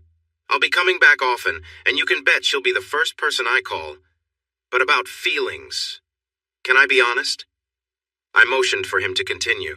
Honestly, I want her to tell me she loves me, even though I don't know why I need to hear that. I've tried to get it out of her, but nothing yet. I think it's only a matter of time. I understood. I needed to figure out how to handle this situation, but I couldn't rush into anything. For now, I just needed to listen. What about her life at home? Isn't this risky? For you too? I think that adds to the thrill for her. As for me, her life is far away and I haven't shared any details about myself. If she texts me when I'm home, I simply get a new phone. It solves the problem. She doesn't even have my email. As for her home life, it can't be too great if she's seeking this kind of attention, right? She didn't think twice when I suggested we spend some time together. She didn't hesitate at all. In just a moment, she was on the bed looking for my attention. It was clear her husband wasn't giving her what she needed, but that wasn't my concern. I knew I had to leave before I lost my temper with him. I set my beer down and said, "I should go. Thanks for showing me around and for the talk. I'll think about this over the next few days. You'll hear from me soon." I meant it. I walked to the door and he followed me. Then he said something that really bothered me. "You know, I could probably set you up with her. You take the place and I bet I can get her to help you out too. Same deal." I couldn't bear to look at him. If I did, I knew I wouldn't be able to control myself. I couldn't afford to end up in jail for someone else's mistakes. I rushed to the elevator, feeling shaky. I needed a drink. I headed straight back to Crystal Lake and met Solomon at a bar near Main Street. He had already been there for a while. He was in good spirits, but had enough sense to stay focused. "So, I've been looking into, he said with a smile. "Have you?" I replied, ordering a large beer. Solomon often avoided being too clear in public. I found it a bit odd, but I needed his help, so I went along with it. "What have you discovered?" I asked. His grin widened. There were 4 empty beer bottles on the table, so he had reason to be in a good mood. "Everything is sorted out. It took a while, but I spoke to a few people in LA who know about this. I even did a practice run in San Diego to see if I could handle it. With the tools I have, everything worked perfectly. The software is impressive. It simplifies the whole process." "That's great," I said. Solomon didn't notice that I just wanted to drink because he asked, "Is everything set up?" My drink arrived, and I nodded before downing it in one go. Just then, Simon joined us at our table with a proud look. "Mission accomplished," he cheered, waving to the waitress. I raised an eyebrow, finishing my drink. "I found 3 of them at a bar downtown." "A bar? At lunchtime?" I asked. "They're that kind of crowd. I asked someone nearby, and they told me that's where they hang out." "Did you find our target?" I inquired. "Oh, yes. I found 3, and 1 was the guy we needed." "That's lucky," I said. We had a list of 7 names, but didn't know whom we were actually looking for. The waitress returned, and we ordered more drinks. More than you know. When I sat down and explained our plan, they couldn't stop laughing for 5 minutes. They're in a good position. What's even better is that another guy had an idea, and he's going to take care of it. Simon explained what the other guy suggested while our drinks arrived. When he finished talking, we all raised our glasses to celebrate. "How much is this going to cost?" I asked, a bit worried about the expense. Simon smiled and said, 3 bottles of Jameson Absolute and Courvoisier." I raised my eyebrows and asked, "Is that all? These guys are really supporting you. One of them had a rough time with an ex, and they're all eager to balance the score." "You told them what to say if anyone asks?" "I did. They were already on board. It was the obvious choice." "Okay. We need the video, and I'll get that in a day or so to protect ourselves if needed, plus a few pictures. Now the next question is, should we talk to his wife? Should we give her a warning? We know this could affect her marriage, too." We had found Michelle Lawler on Facebook linked to her husband's account. We saw family photos, their address, everything. The question was whether we should inform her of our plans. "Honestly," Simon said, No offense, Ryan, but you're too soft-hearted. If she tells you to drop it and that she'll handle her husband, what then? You'd walk away without closure. The truth is, he's not a good person, and she needs to know in a way that shakes her. She should be mad and upset enough to make a strong decision for herself." I looked at Simon, considering what to say. He voiced my thoughts, but they felt selfish. I was hurt, and in a way I was also harming someone else's life. But from another view, I wasn't entirely to blame. My wife and that man had already caused the hurt. The problem was that his wife didn't realize it yet. I was simply revealing the truth to her. While my approach might be dramatic, it meant she would know either way, and it gave me some sense of satisfaction. Finally, I nodded at Simon and said, "I agree." Then I turned to Solomon and asked, "Are you sure everything is ready? Has it all been tested?" "It is. We are all set to go. Tomorrow." I felt the need to use the restroom, so I quickly headed there. When I returned, I noticed that both Simon and Solomon were trying hard to look casual and not at each other. They seemed to be holding back laughter. Something amusing must have happened while I was away. "What's going on?" Simon looked at me with wide eyes as if innocent, and Solomon focused on his beer. What? No, what have you two done this time? I asked, a bit frustrated. I realized I had left my iPhone on the table when I went to the bathroom, and it was unlocked. Another silly mistake. I glanced at my friends, who I suspected had tampered with it. When I picked up my phone, I expected to see a silly post. To my surprise, there was nothing. I knew they had done something, but I didn't have time to figure it out then. Instead, I poured some whiskey down the front of my shirt. Simon noticed and sat up, concerned. Solomon paused with his drink. Don't worry, just avoiding any plans tonight, I told them with a smile. Simon, can you give me a ride home? Simon agreed, and on the way I received a work message. I used Siri to reply, and that is when I found out what my friends had done. Siri called me bitch instead of my usual nickname. Very funny, I said to Simon, who tried hard not to laugh. When we got to my house, I acted like I was drunk as I walked inside. Deanna came into the kitchen right away when she heard me. I was trying to make coffee, but kept making a mess. Are you drunk, Ryan? She asked, disapproving as she sniffed the air. I just grinned at her. Kind of. Oh, what are you wearing? Deanna had on a light nightgown and a cardigan. She pulled it tightly around herself and crossed her arms. It seemed like she had been getting ready for something nice, but my arrival changed that. I stood there swaying slightly and smiled foolishly. She shook her head and said, Sleep it off on the couch, you goof. Then went upstairs. I waited until she was gone to finish my coffee and see what I had recorded on TV. The next day I got up early, telling everyone I was going to work, but I really spent my time at the movies and then at a tavern nearby. I got home early as promised. Deanna was still upset with me from the night before, and we barely spoke. It was a bit icy between us, with only necessary words exchanged. Later, Deanna came downstairs while I was playing video games with Saffron. Paula was doing her homework, and Jamie had a controller, but didn't realize it wasn't working. He thought he was controlling my character. I knew I would be helping Paula with her math homework later. She struggled with fractions, and I planned to go through the problems with her. It was always rewarding to see her eyes light up when she finally understood something new. I really enjoyed being around kids. Deanna came downstairs wearing a nice skirt and tall shoes, with a white blouse that was stylish, yet simple. We had picked out the blouse together while we were in New Orleans, where it had caught her eye. She had worn it on Bourbon Street and had received many colorful beads. She looked beautiful, wearing the long earrings I got her for Christmas. When I saw her, I had a strange feeling that something significant was coming to an end. I knew I would be hurting her and her friend, and our happy times would not last. I thought, this is all going away. It hit me that I had the power to change everything. I hadn't really given her a fair chance to explain herself. Thinking about that made me say softly, Deanna, stay home with us. Don't go out. Being with your family is more important, right? She looked at me while holding her purse, and I noticed she hesitated.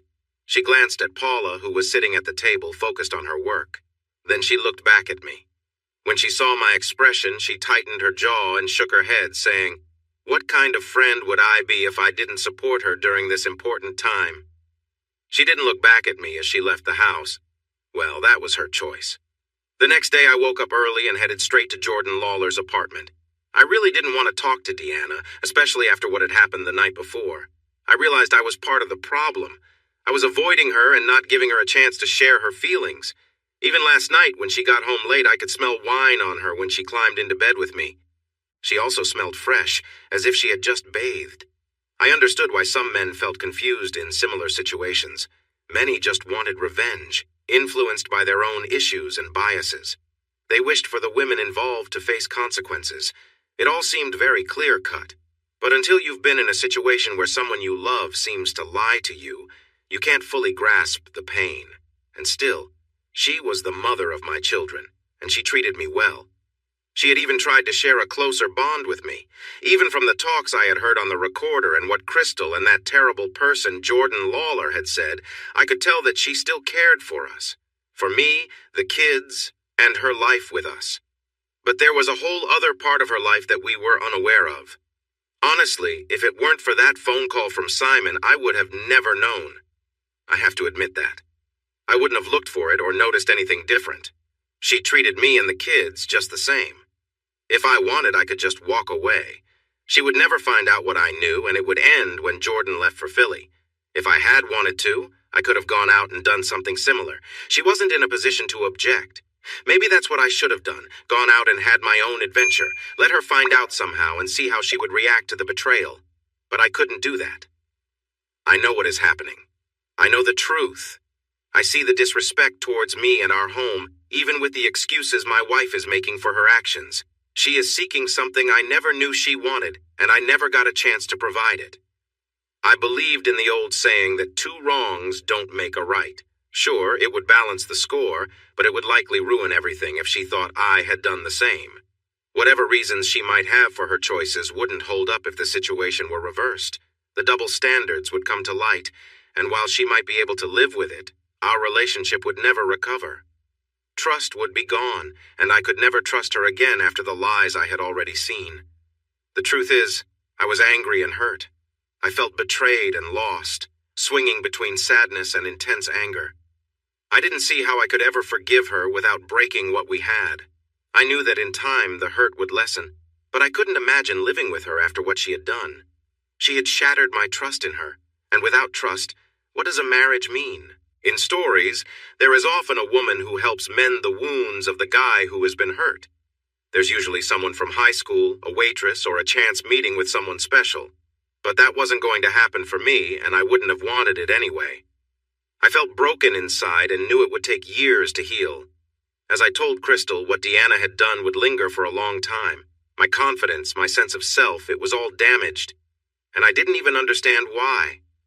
I had a lot of thoughts from the information I had gathered, but I had never heard it directly from her.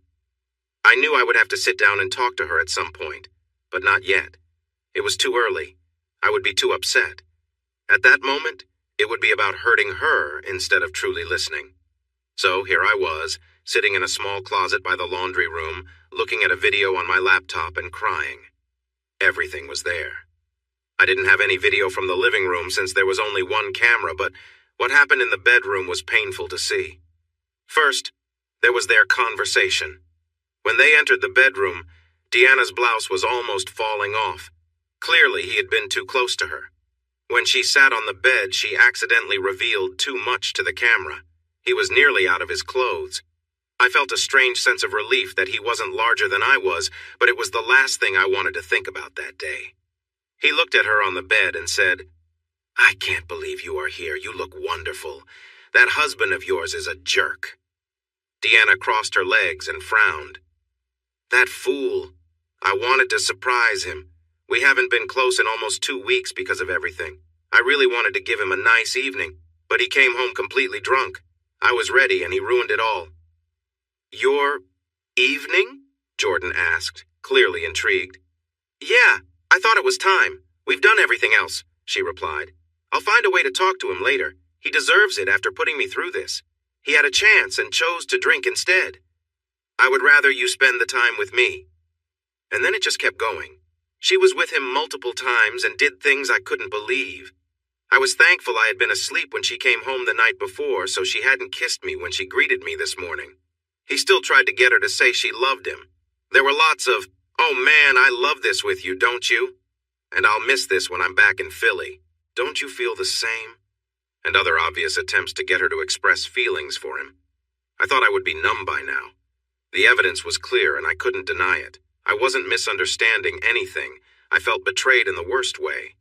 But I wasn't numb. It was so hard to watch. I kept pausing it, crying, then forcing myself to continue. I needed to see everything. Even if it hurt, I had to stay true to my path. I loved her, but I had to respect myself enough to confront this situation. The ending was painful. Deanna had just finished her shower and was getting dressed while he lay on the bed, relaxed and content. "So, heading back to suburbia?" he asked with a hint of disdain. "Back to suburbia," she replied. "Doesn't that get dull?" She paused while pulling up her socks, looked at him and said, "Why do you think I'm here? Of course it does. Kids, meetings, a husband who talks endlessly about his day. It's exhausting, but it's my life. And I do love my children and the stability it brings. I care for a good man, and I feel the same way about him. But sometimes it just isn't enough. I know this won't last, but I plan to enjoy it while I can and create memories." Jordan smiled and made a suggestive gesture. So, you'll think of this when you're with him, right? She smiled back and said, I'm already doing that, my dear. That remark struck me hard, even if I mixed up my words. I spent half an hour editing the video and saving it onto a USB drive, then packed up my computer and cords and left the building. I walked into Sarah Gold's office, confident like I belonged there. She looked up from her screen and leaned back in her chair. Aha, so we have more evidence? Was her first question, skipping any pleasantries. I placed the USB drive on her desk. She glanced at it, then at me, and picked it up. This better not have any viruses. She plugged it in and opened it. A list of files appeared, with the video on top. Naturally, she clicked on it first and watched for about a minute before shutting it down and saying, That's enough of that. Then she turned to me and asked urgently, Where did you get this? From his place. She sighed and rolled her eyes. You fool. There's no way this could be used in court. Did you break in and set up the camera? Play acceptance wave, I replied. She selected that file and I appeared on the screen asking Jordan Lawler for permission to record at his home, with him agreeing. Smart move, Sarah said sharply, but a good lawyer will tear that apart. He wasn't granting permission for you to record his private life. Oh, I know, I said, taking a seat in front of her desk. But I'm certain that just mentioning this will change things. I really needed to find out if it was happening, and now I know. Plus, it could be helpful if we face any complaints. Sarah stared at me over her laptop and said slowly, Are you going to make things hard for me, Mr. Tomlinson? Please tell me you're not planning anything foolish. I replied firmly. No, I won't be doing anything foolish, as you say. I know what I need to do. I didn't think my plan was foolish, and the other comment was just meant to be comforting, without really saying anything. She nodded and then grabbed a folder from her desk and tossed it to me. Well, everything is in here. There are two options. One for you to keep the house and another for you to give it to her. You know you'll need to pay her child support even if you don't have to pay alimony. I understand. What do you think about the alimony? I asked, truly curious. It's hard to tell.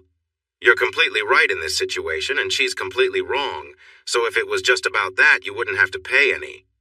But it depends on her lawyer, which judge we get, and other factors. I wouldn't say it's guaranteed. We'll have to see how it plays out. I nodded.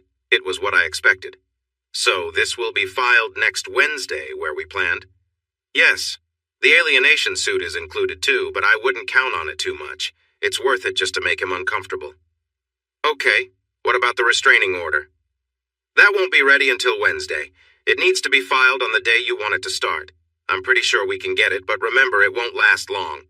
Once her lawyer sees it and challenges it, it could be taken down. I understand. It's mainly to give me some peace for now. I might ask you to cancel it in a couple of weeks anyway. So I guess we file these, handle the financial things, pick up the order on Wednesday, and then move on? Well, you will. I still have to come back here to do this exhausting job, Sarah replied, looking around her office. Thanks for doing it. I tried to lighten the mood. Sarah Gold looked at me and then said, Don't let the door hit you on your way out, and pay my bill, please. I did my part. I smiled and took out my checkbook. The day everything started, I was at Paul's place with Solomon and Simon. We were watching a game, hoping to see if the camera showed them in their seats. I had gone back to work that week and discovered the huge mess Paul had made of a contract with a company that wanted us to build their office. There was no way we could do it for the amount they agreed, especially with all the extra requests they had. But Paul just smiled and cheerfully said, Make it work, Ryan. So I took the contract to Jonathan Broody, handed it over, and listened to him fume for 5 minutes. Paul hadn't even checked with our lawyer. He just listened to the other side, smiled big, and signed it. They must have felt like they won the lottery. I spent most of the afternoon looking over the contract to find any weak spots so we could increase our billing. Finally, we found a section that wasn't in our favor. I had to set up a meeting with the other company's CEO to explain how he was trying to take advantage of us, and let him know that we wouldn't accept it and how we planned to respond. Surprisingly, the man laughed. It wasn't a mean laugh, but more like he found it amusing. Ryan, we were surprised when you didn't show up for the negotiations. Of course, we tried to get the best deal. That's just how business works. I expected you to come back to me with an issue. That's why that section is there. I wanted to see if you would actually do something about it. You have, just as I hoped. Now that you have, we can continue to work together. I was confused and said so. Ryan, what we really want is for your team to build facilities for us across the U.S. We just got a grant from the government to create educational facilities everywhere, and we need help with the construction. You have a great reputation for integrity, and I appreciate that. Would you like to take a look at a new contract instead? He handed me a stack of papers from his desk. I sat there trying to process everything. When I brought the new contract back to Jonathan Brody, he laughed as he reviewed it. His eyes sparkled when he said, "Now this is a well-written and fair contract. This is good, Ryan. You will need a lot more staff to handle all this." I cringed. "Oh, I know. We'll probably need a second location." "That works for me," Jonathan replied. Then he paused and asked, "Are you doing all right, Ryan? What happened with your wife?" I looked away. "It's fine," I said vaguely. "So, what's the first legal step we need to take?" That was yesterday, and now today, I'm about to make a big change in my marriage. I was at Paul's house, enjoying a beer and watching the game while wondering who was picking up the kids from school, since their mother was at a game with her boyfriend. I realized I did not even know who had been taking care of that on other days. On a whim, I called home, and my sister-in-law, Melissa, answered. I never got along with Melissa. She had made up her mind about me when I started dating Deanna and never bothered to see if she was right or wrong. I had tried to change her opinion once, thinking it would be good to keep Deanna's family happy, but that never worked. The more I tried, the more she criticized everything I did. After about a year, I gave up and decided to move on. I got along well with her brother, but both of her parents had sadly passed away in a car accident when Deanna was a teenager. I often wondered if Melissa knew what was happening. She seemed like the person who would enjoy seeing me struggle, and I didn't want to find out. I just made sure she had the kids and would be there until either Deanna or I returned home. Melissa was fortunate to marry a wealthy man who then sadly died. I sometimes thought he might have left her instead.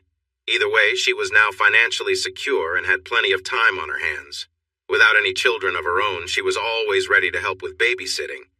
I got the feeling she wasn't interested in dating and was only focused on herself and her family. As for her nieces and nephew, I had to give her credit. She truly loved and took care of them. Even if she didn't like me, she cared for those kids. It was interesting that she was willing to spend her time with us, but she made it clear that her money was hers, and we should not ask for any. Not that we planned to anyway, but it was a strong message. So we enjoyed her company and appreciated her help with the kids. It was nice to come home and see that she had been there. The kids would ask why I wasn't home more and why I didn't teach them to play soccer, all thanks to Melissa's influence. Deanna just laughed at their questions, but I found it frustrating, to be honest. Anyway, I talked to her for a few minutes, and before I hung up, I asked if she still had the extra room at her place. She said she did and wanted to know why I was asking. I hinted that she might be getting a roommate soon and left it at that. Then, it was game time, the bottom of the 6th inning. Solomon was on his laptop and looked at me, asking if we were ready. I raised my finger and took out my phone. I couldn't believe I was giving her another chance. I called her number, and after a few rings, she answered. I could hear some noise in the background as she tried to keep the announcer's voice from coming through. Yes, she answered sharply. Deanna, what do you want? I'm with a client. Come home, please. We really need you. Come home right now. Leave your client and come home. Ryan, what's wrong? The kids are fine. Melissa is with them. I know, I just called home looking for you. Where are you? Why does it matter to you? I'll be home this evening. What's so urgent that I need to leave right now? I just need you. I want you to come home. Please. For us. For me. Ryan, I'm in the middle of an important meeting. I can't leave now. I'll be home this evening. We can talk then. Whatever it is, it can wait. She hung up the phone. Tears rolled down my face as I nodded at Solomon. Simon placed his hand on my shoulder and reassured me, "This is what needs to happen, my friend. Everything will be okay." Solomon began typing and said, "We've been connected since the game started. I can see the director's commands." On the TV, the game was on, and suddenly the stadium's big screen displayed a message during a break in the action. "Hey, folks," it announced. "Remember these two from a couple of weeks ago?" Then it showed a quick image of my wife and Jordan with a label saying Kiss Cam at the bottom. "They are back here today." This is where it got complicated. I had asked Simon to talk to the cameramen whose names appeared in the credits of the last game and explained our plan. One cameraman agreed to help us. We requested that when the Jumbotron mentioned this couple, he would find them with his camera and zoom in on them. This was our challenge. There were 7 cameramen in the stadium, and we didn't know which one was facing where Jordan had his tickets. He was the one we needed the most. Luckily, one of the other cameramen laughed and said that when the big screen started to show that couple, he would zoom in to ensure the details were shared on the national feed. Solomon was switching between 2 laptops. One controlled the Jumbotron, and the other managed the vision mixing software used to decide which camera was being shown. The issue was that the software simply labeled the camera numbers, and we had no way of knowing which camera was which. We'd been watching throughout the game, trying to match the camera numbers chosen by the director with what we were seeing on the screens to identify each camera. We figured it out and were now able to display any camera we wanted on the Jumbotron. And we did. The cameraman on camera number 5 helped us out by focusing on Deanna and Jordan. They were watching the big screen and laughing, pointing at themselves when Solomon changed the feed to that camera. On the TV showing the game, we could also see the big screen since the other cameraman had zoomed in on it for everyone to see. Next, the screen showed a photo of Deanna from her birthday party last year. "This is Deanna Tomlinson," read the caption. Then it changed to a photo of Jordan from his Facebook page. Her companion is Jordan Lawler. After that, it showed a picture of me. Deanna is married to Ryan Tomlinson. Then there was a photo of Jordan's wife and kids, also from Facebook. Jordan is married to Michelle Lawler, back in Philadelphia. The feed switched back to Deanna and Jordan, who looked upset. Jordan was searching around, shouting something. Neither of their spouses know that Deanna and Jordan are here, as they have been every Wednesday for weeks. The screen then showed a cropped image of Deanna and Jordan, carefully composed to display their faces. It was clear they were together, but nothing inappropriate was visible. "Deanna and Jordan are cheaters. We just thought you'd like to know." After that, we handed control of the big screen back to the staff at Wrigley Field, who were likely in a frenzy.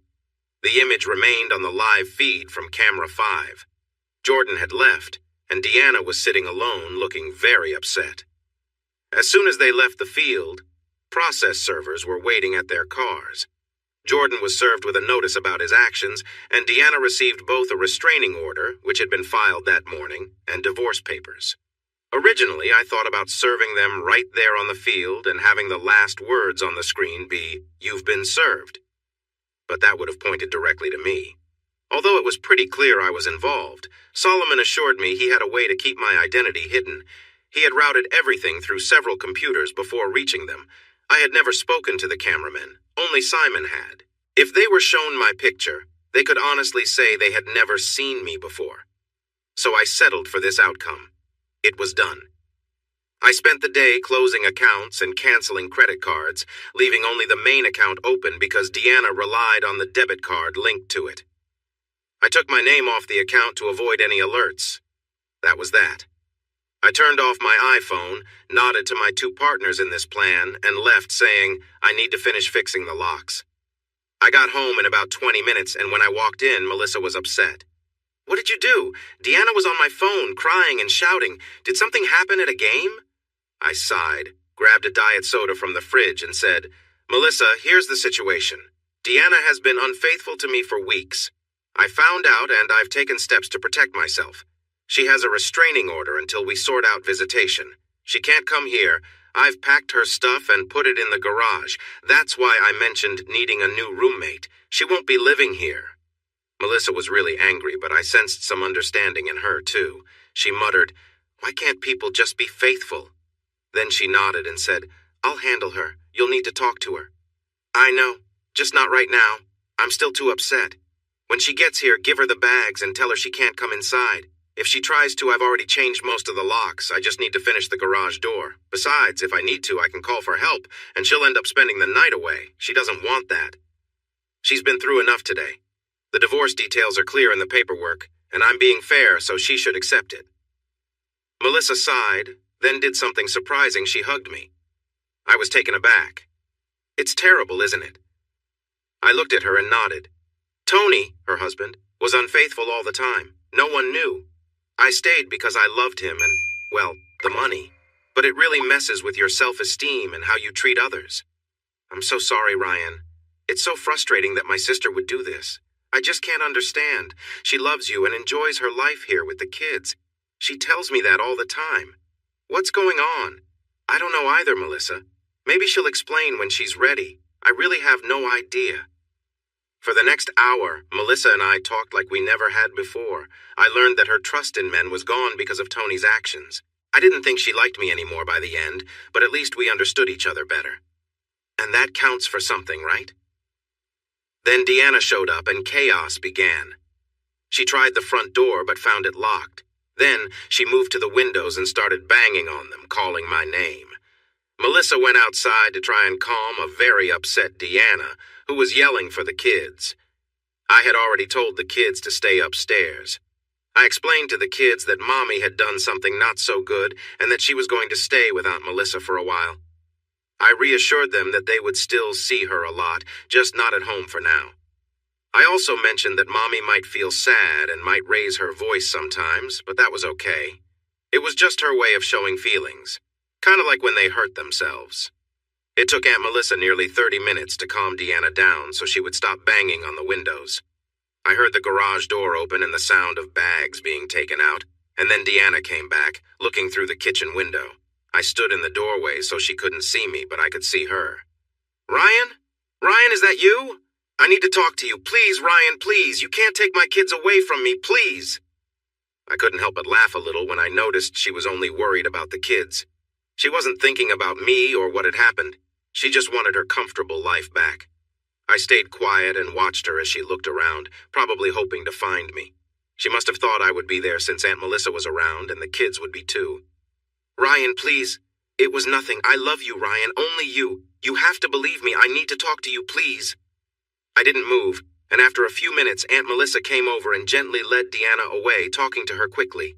I heard the cars start up and saw Aunt Melissa's car drive off, which was smart since Deanna wasn't in the best shape to drive. That was the last I saw of Deanna for 3 weeks. Not that she didn't try to reach out. She called, texted, and emailed often. She didn't seem to care about the restraining order. Honestly, I wasn't going to enforce it.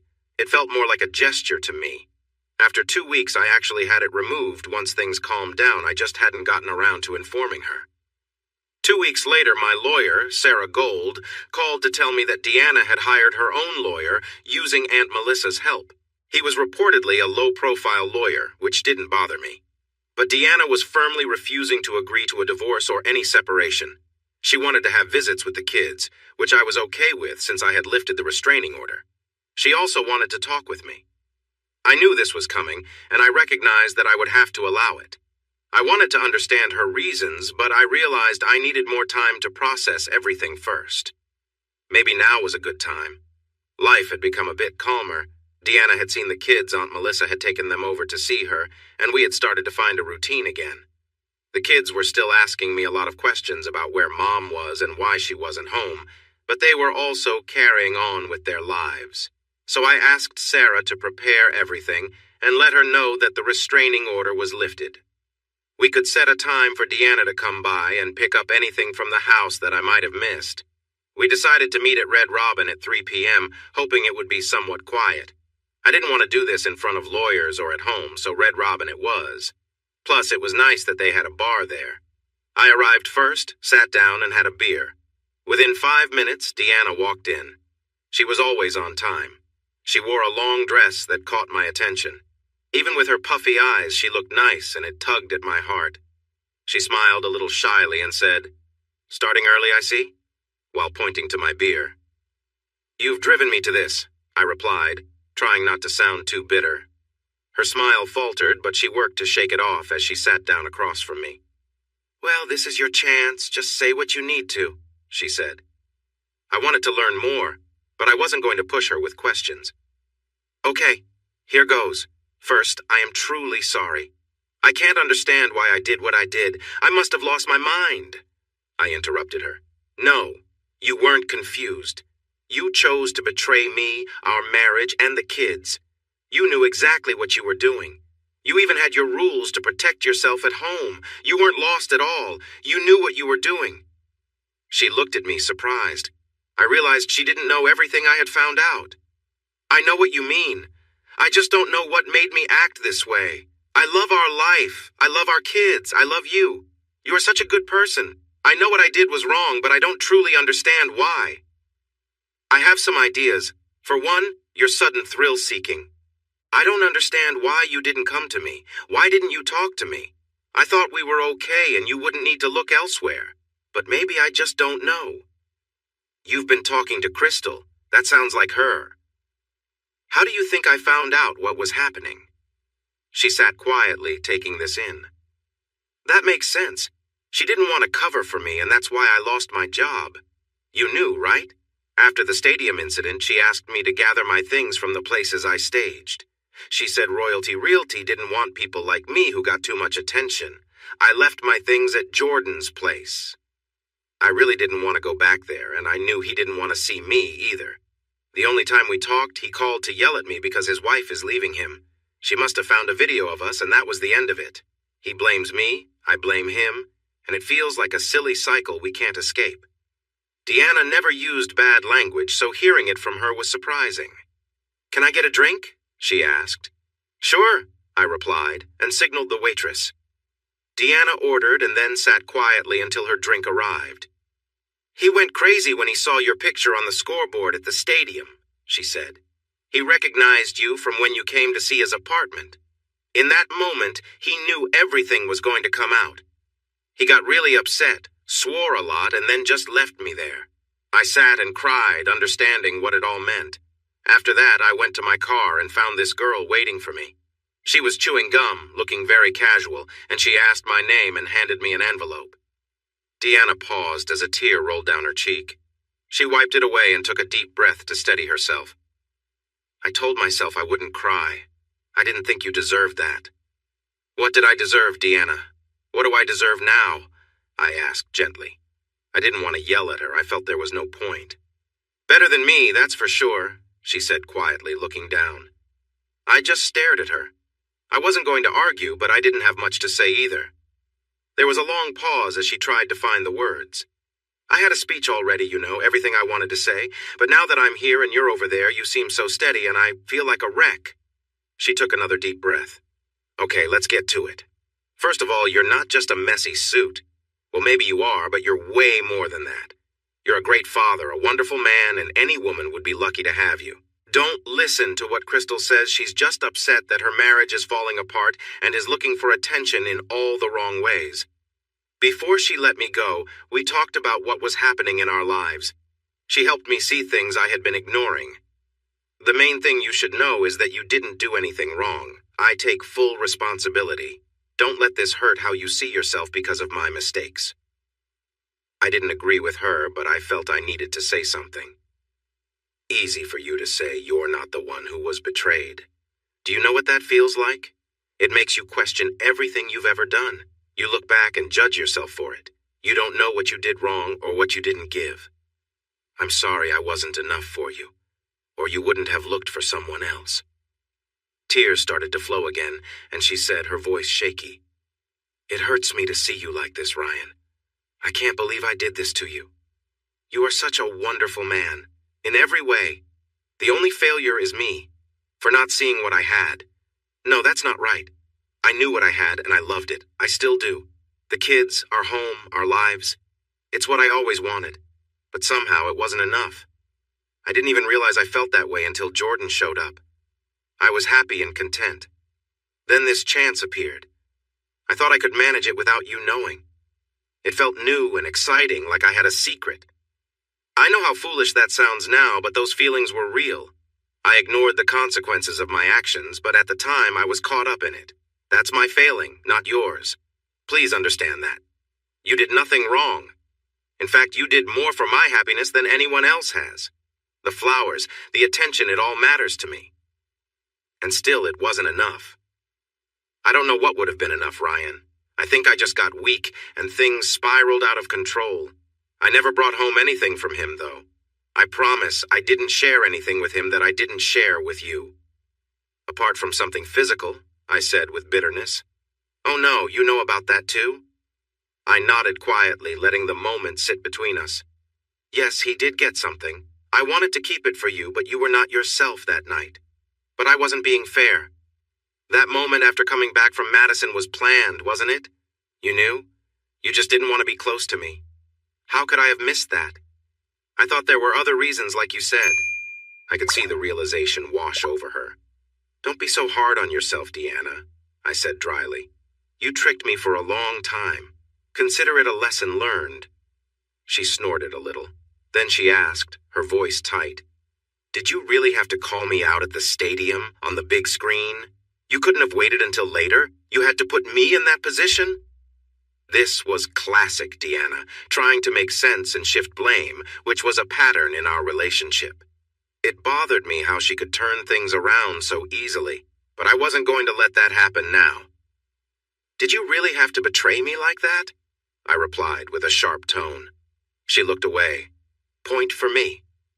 Then she turned back, her eyes wide with a new thought. All that guilt over my choices. It's something I need to work on. That was you, wasn't it? She doesn't think clearly enough to come up with those points. We both know she's been acting out for years. Everything she told me, that was you? You reached her, didn't you? I just looked back at her. There wasn't much to say. We stayed quiet for a moment, locked in a stare. Then I took a chance. Deanna, I said, asking the one question I really needed to know. It was the question I promised myself I wouldn't ask. But now we were here, and she didn't seem ready to share it. I had to know, even though I feared the answer. What was your relationship with Jordan Lawler? What did you feel for him? You say you love me, but you haven't mentioned how you felt about him. She bit her lip and tears welled up again.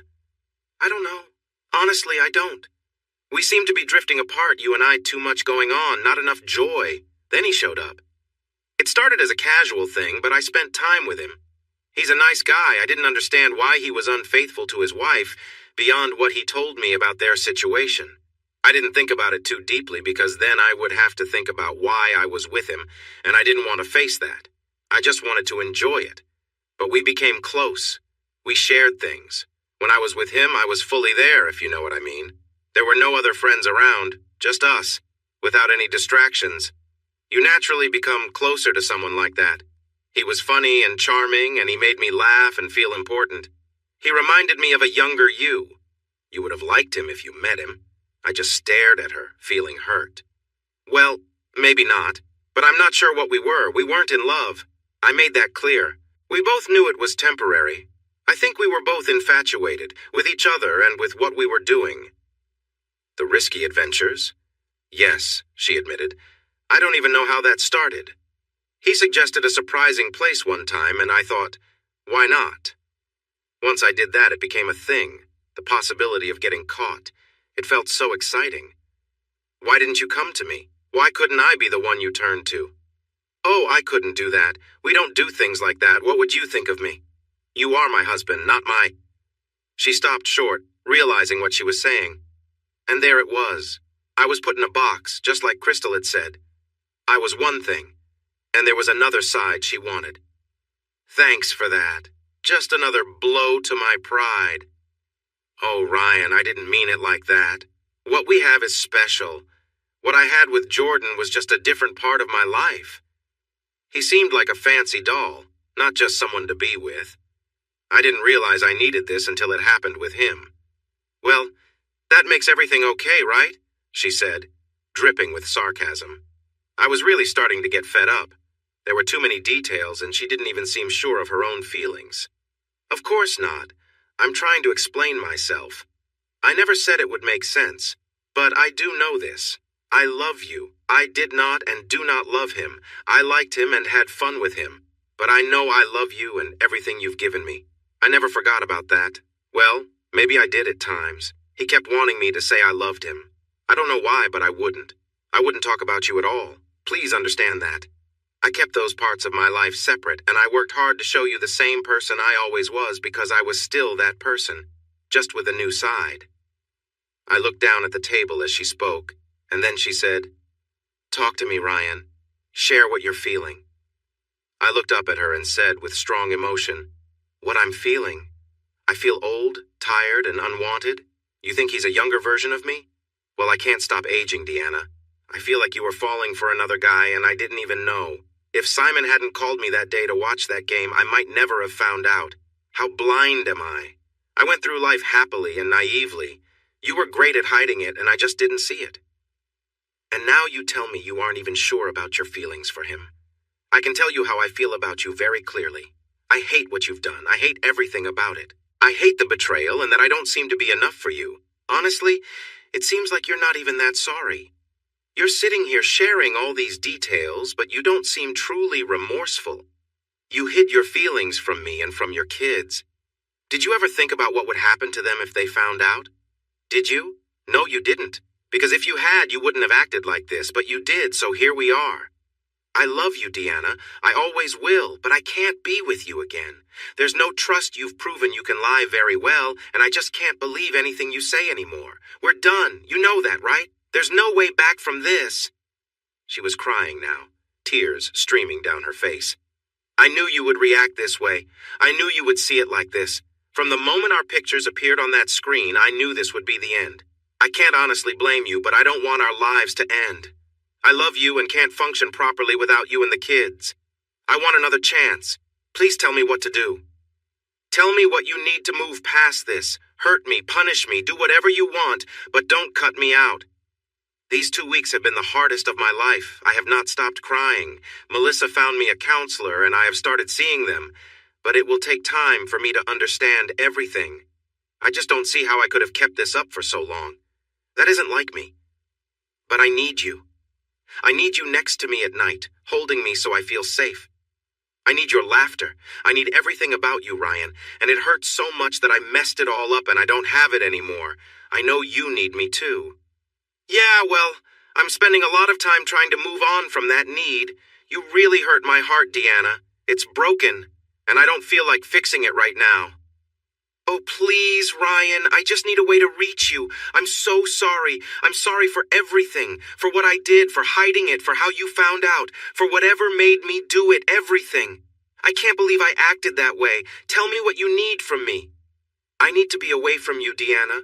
The pain is still too fresh, and you are too good at lying. You have things you want that I can't give you, and you need to move on with your life, too. We have the kids, and we can be okay as co-parents. I won't keep them from you. No matter what else happened between us, you are their mom. Oh, and I checked. They are mine. That made her cry even more.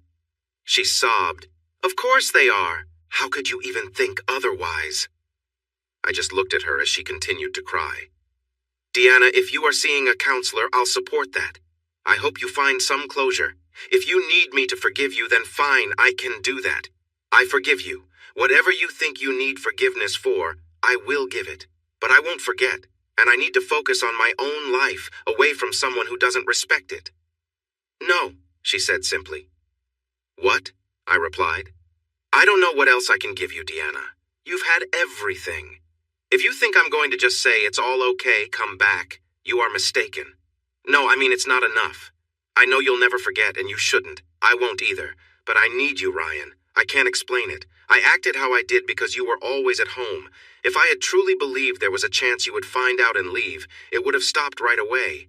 I was too confused in the moment to see what I was doing. But I need you. I need the kids, our life, and I'm going to get it back. I don't know how, but somehow I will figure out a way to be in your life again and make you happy. I couldn't see how that could happen, but I felt like that was her problem to figure out. Let her believe what she wants. It can't hurt me anymore. Good luck with that, Deanna.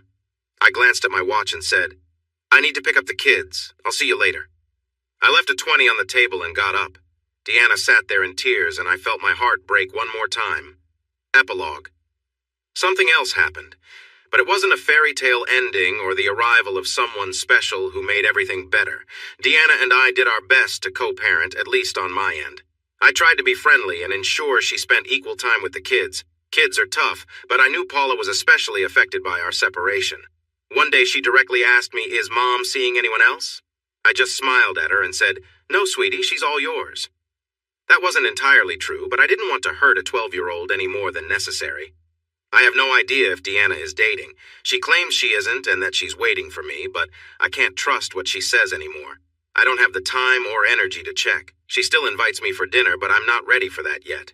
I've been to counseling a few times, mostly to share my side.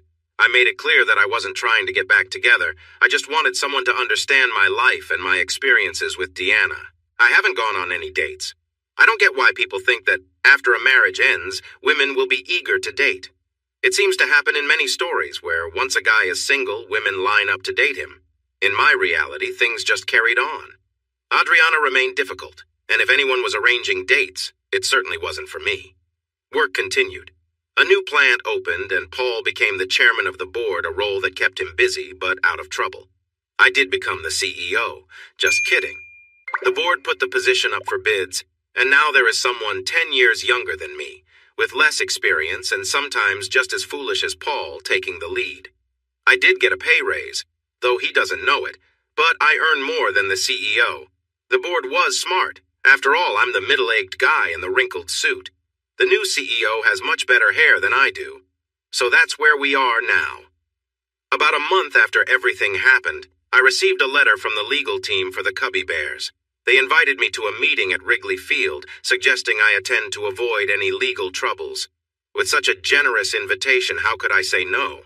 So there I was, sitting in their conference room, looking at all the signed jerseys on the wall, thinking about what would happen next. Maybe they wanted to ask me to play. Then John Upton, the head of Wrigley Field, walked in wearing a nice suit and sat down across from me. He leaned back in his big chair and stared at me, and I tried hard to look relaxed. He started, "So, Mr. Tomlinson, can you give me one good reason why I shouldn't sue you for what you did?" "Oh, I can come up with something," I replied, trying to sound confident. That was a lie. I felt pretty nervous. A criminal case would require proof against me, but in a civil case, I needed to show that it wasn't me without any doubt. Honestly, I couldn't do that because I knew I had been involved. "Look, if you could prove anything, I wouldn't be here talking to you, right? You would have just filed the case. The truth is, while I appreciate the effort someone put in, I can't take credit for it. Plus, if you sue me, it becomes public knowledge. You faced enough embarrassment already. If you lose the case, then what?" That was about all I could think to say. I hoped it would be enough. John Upton was a big man with silver hair and glasses that made his eyes look bigger as he looked at me. "I see," he said. "So we're taking this route, are we? All right. Ryan, can I call you Ryan?" I nodded. "I need to make an example of whoever did this. Someone broke into our computer system. While that's not a serious crime and the FBI is involved, they aren't too interested since nothing was stolen and no threats were made. I need to ensure this doesn't happen again. The only way to do that is to make an example out of you. Don't you agree?" I couldn't help but laugh. It all seemed so reasonable. But I didn't agree, and I told him so. "I think you're just inviting more trouble for yourself, but I have something for you." I opened my briefcase, took out a folder, and slid it across the table to him. "What's this?" he asked. "I thought you might bring this up, so I talked to some friends who are good with computers. They checked your system and figured out how someone might have accessed it. There's a report inside that you could share with your IT team to help make your system safer." "And you just happen to do this out of the kindness of your heart?" John said, sounding sarcastic. "Try to see it from my perspective. What would you do if you were innocent? I'm just trying to defend myself." John looked at me with an expression that showed he was thinking over what I had said. "Well, that's useful. Do you have anything else to add?" "Yes, I do." I handed him the thumb drive with the video of Jordan and Deanna. "This is a video of the couple. If you face a lawsuit for defamation, you could consider revealing this. Remember, it's only defamation if it's not true, and this certainly is true. We were wondering about that. Your actions have made this a possibility. If we don't get sued, it's only because we are fortunate. It turns out I can't even let go of any of the cameramen since they are not actually our employees. They work for the TV distribution company. I had a serious talk with them to see if they knew this was coming. They looked surprised. When I asked them why they chose that couple, they asked what I expected them to do given what was on the screen. One of them remembered where they had been before and just zoomed in there. He was trying to get me to admit something I hadn't done, but I stood firm. I haven't done anything, and I'd appreciate it if you would stop suggesting otherwise. Remember defamation? He sighed and kept glancing at the file I'd given him. Then he set it aside, took off his glasses, and said, "Okay, Ryan, let's be honest. You're here because I wanted to understand who you are. I've looked into your background, and it seems you're a decent man trying to raise 3 kids with your ex-wife. You've treated her better than she deserves, and I don't want to harm your life unless it's justified. And it's not justified. So, this conversation ends here. But don't let it happen again, Ryan. You've used up your chances." He picked up the thumb drive and the folder and turned to leave. He said, "You can find your way out. And Ryan, it gets better. There are other women out there. Believe me, women who won't hurt you. I found one. You can too." With that, he left, and I was left there, thinking about what to do next in my life. The man fiddled with the microphone, tapping it and testing the sound in that annoying way some people do. There was a camera on a tripod next to his chair, aimed at the chair where the woman was sitting. After making a few adjustments, he seemed satisfied and took off the headphones before settling into his chair. "Okay, Deanna, we're ready. Just to confirm, are you really sure about this? I still think it might be too soon. Some of your actions and how you respond might be more complicated than you expect." "I'm okay with this. I need to do this. It's weighing heavily on me, Jim. I can't sleep at night because I haven't talked to Ryan. I need to tell him what happened, how I feel, and how much I love and miss him. I have to do something, or I feel like I'm going to lose my mind." The older man in the checked shirt and worn cardigan sitting across from her smiled kindly. "Yes, Ryan mentioned that you can be very determined sometimes, focusing so much on one thing that it keeps you from seeing the bigger picture. I wonder if that is part of your struggle, Deanna." Deanna shot a sharp look at the man she called Jim and replied firmly, "This is going to be tough enough, okay? We've talked about this, and going through it all at once is going to be difficult without you adding your opinions." Jim thought carefully about what to say next. "You're right, Deanna. I'm sorry this is hard for you, but remember, when you first came here, you asked me to be honest and straightforward. You wanted the truth, and that is what I'm giving you. You don't have to do this if you don't want to. It's your choice, and you are doing it because you feel it's necessary. So let's not get caught up in feeling sorry for ourselves when you are taking a step you believe you need to take." There was a tense silence between them as Deanna considered his words. Jim wondered if he had pushed her too far.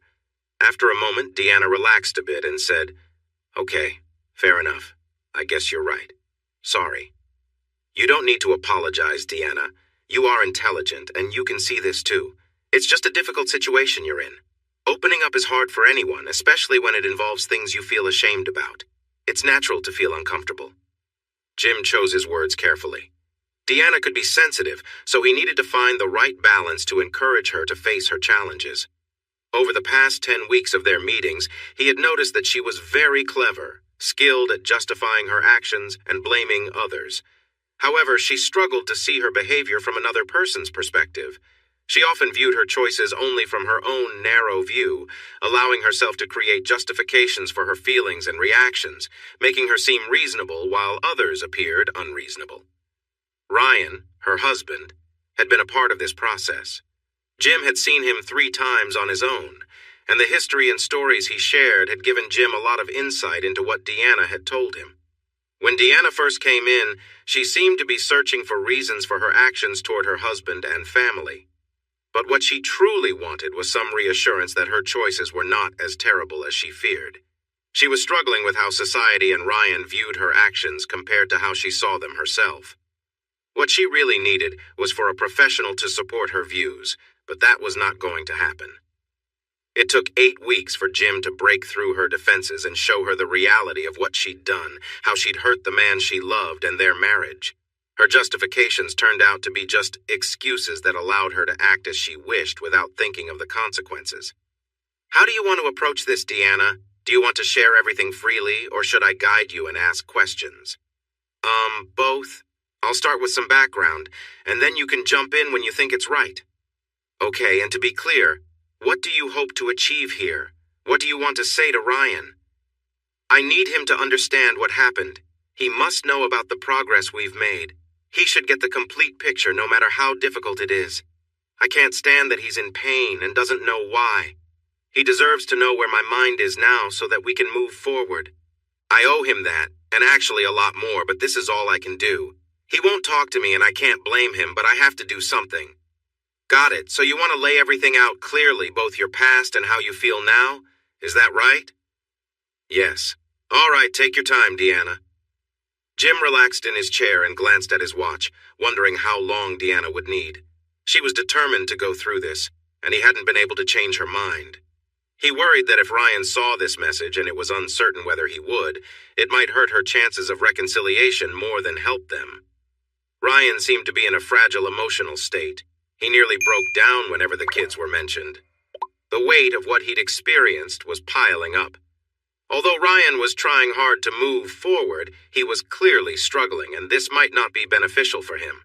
But Deanna was set on this path, so here they were. Jim aimed to keep her focused and to soften some parts that could be very painful. Deanna took a deep breath. She had been thinking about this for days, and now the moment had arrived. She felt nervous but determined. All right, let's start from the beginning. I met Jordan at his apartment downtown about 5 months ago. It was a typical staging job, a 2-bedroom place that honestly looked like a sports fan's hangout. There were baseball banners on the walls and sleek black furniture. I had seen places like it before, usually belonging to single guys. I knew what needed to be done, and Crystal and I were confident I could handle it. I scheduled a time with Jordan to look through the space, and honestly, there was an instant connection. I can't explain it, some people just have a charm that draws you in. Ryan had that effect on me the first time we met. Crystal was there, and I tried my best to stay professional and not get too close to him. When we finished, Crystal and I drove back to our office in Schaumburg, and it felt like we were both giddy. She said to me, "Wow, he's a looker.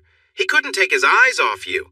I just turned red, and she laughed, saying, "Oh man, Supermom has a crush. What will you tell Ryan? New story at 10. I think I replied with something like, "Come on, Crystal." Either way, she noticed it too, so it wasn't just me. Anyway, we had the actual staging to do, and I arranged for that to happen. Crystal was supposed to help me, and typically I would have access to the apartment alone. However, when I arrived, Jordan was already there. Crystal had canceled at the last moment. I suspect she got distracted by a client.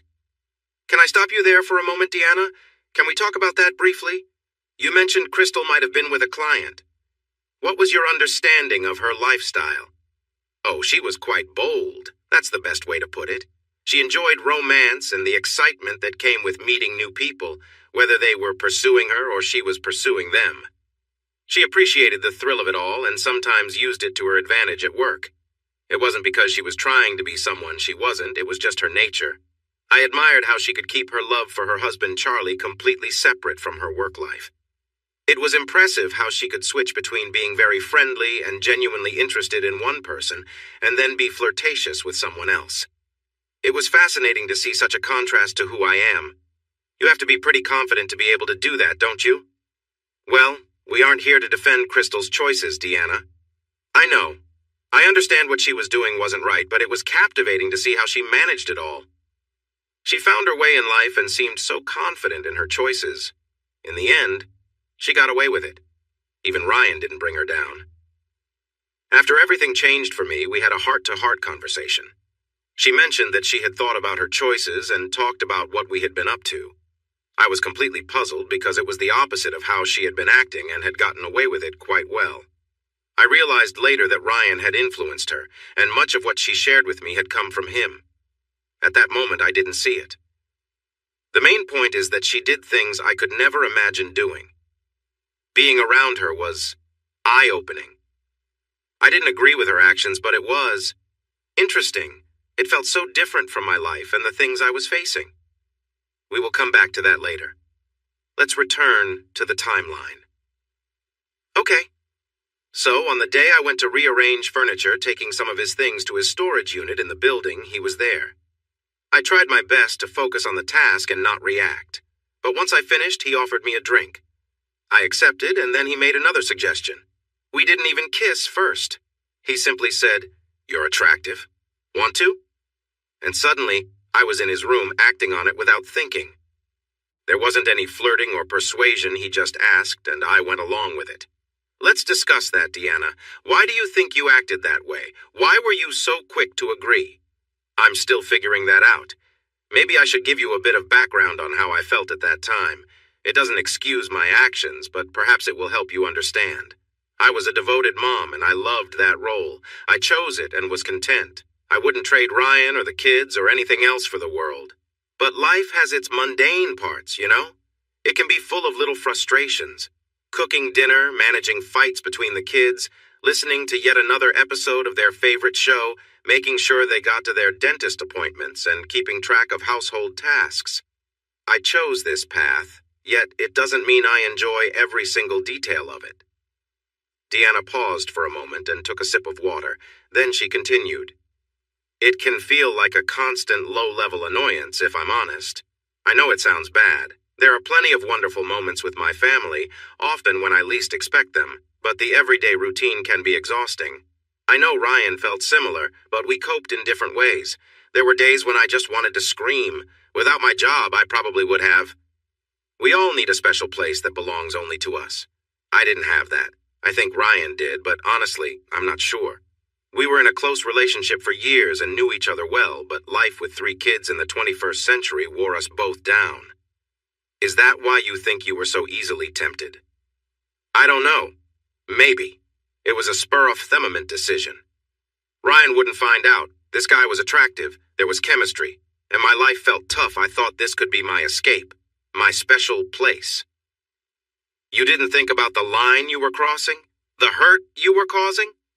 Deanna looked a bit irritated. Of course not. If I had been thinking about the consequences, I wouldn't have done it. Jim realized it might have been a somewhat naive question, but he asked it to prove that Deanna wasn't considering home at all. He knew Ryan had felt the same way, and it was important that Ryan knew Deanna recognized that now. After a moment, Deanna continued, I see now that I should have spoken to Ryan. I didn't realize how overwhelmed I was. I noticed it in the back of my mind, but not clearly. I thought Ryan felt just as overwhelmed as I did. If I told someone my life was hard, it wouldn't help if they were struggling too. It would just become a contest of whose life was worse, and nothing would change. In hindsight, things are clear. I didn't see how my thoughts would influence my values at that moment. It's hard to stop something when you don't even see it coming. That sounds like an excuse, Deanna. Her eyes narrowed. No, it's not. I'm trying to share my thoughts. I'm not saying I was right. I just want you to understand what I was thinking. I know that being with someone else isn't the solution, but at the time, I was feeling sorry for myself when this attractive younger man showed interest. I thought it could be my chance to feel different, and if it didn't work out, no one would ever find out. It was just a situation that felt right. Jim stayed quiet, thinking. Well, we ended up together. That's the truth. It was good. Not amazing, but better than what I had recently. It's hard to explain. I know I have to do this, but it's tough. I feel like I'm hurting Ryan even more by being honest, but I need to be true to myself. Ryan and I had a decent relationship. It wasn't very frequent. I wished it happened more often, and I think he did too, but when it did, it was nice. At the beginning of our marriage, we tried different things, but as time went on, you know how it goes. When we finally had a moment, we were both often tired. We still cared for each other, but the chances weren't as many, and it seemed to fade a bit. I don't believe Jordan was better than Ryan or anything like that. To be honest, I barely paid attention to those details. It was more about the excitement. It was unexpected, thrilling, and it just felt good. Deanna stopped, shaking a little. Jim looked at her, curious. Honestly, unless there's a big difference, most women don't focus on those kinds of details. It really doesn't matter if one is a bit larger or smaller. What matters is the connection and experience. After it happened, we were both just lying there, and I didn't feel guilty. I thought I should check the time so I could get back home to pick up the kids from school. It was as if it had occurred, and I needed to protect myself from any trouble that might come from it. I felt almost no guilt. At least not then.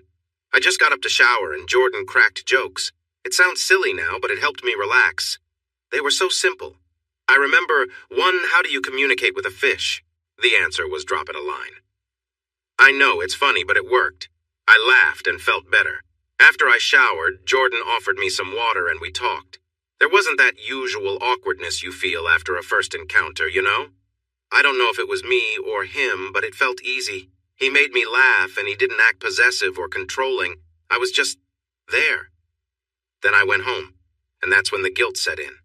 What felt strange was not that I had been with someone else. I know how simple those moments can be. It was more about the fact that I had met someone I liked, and Ryan and the family didn't have anything to do with that. It was like I needed something just for myself, but I felt really torn about it.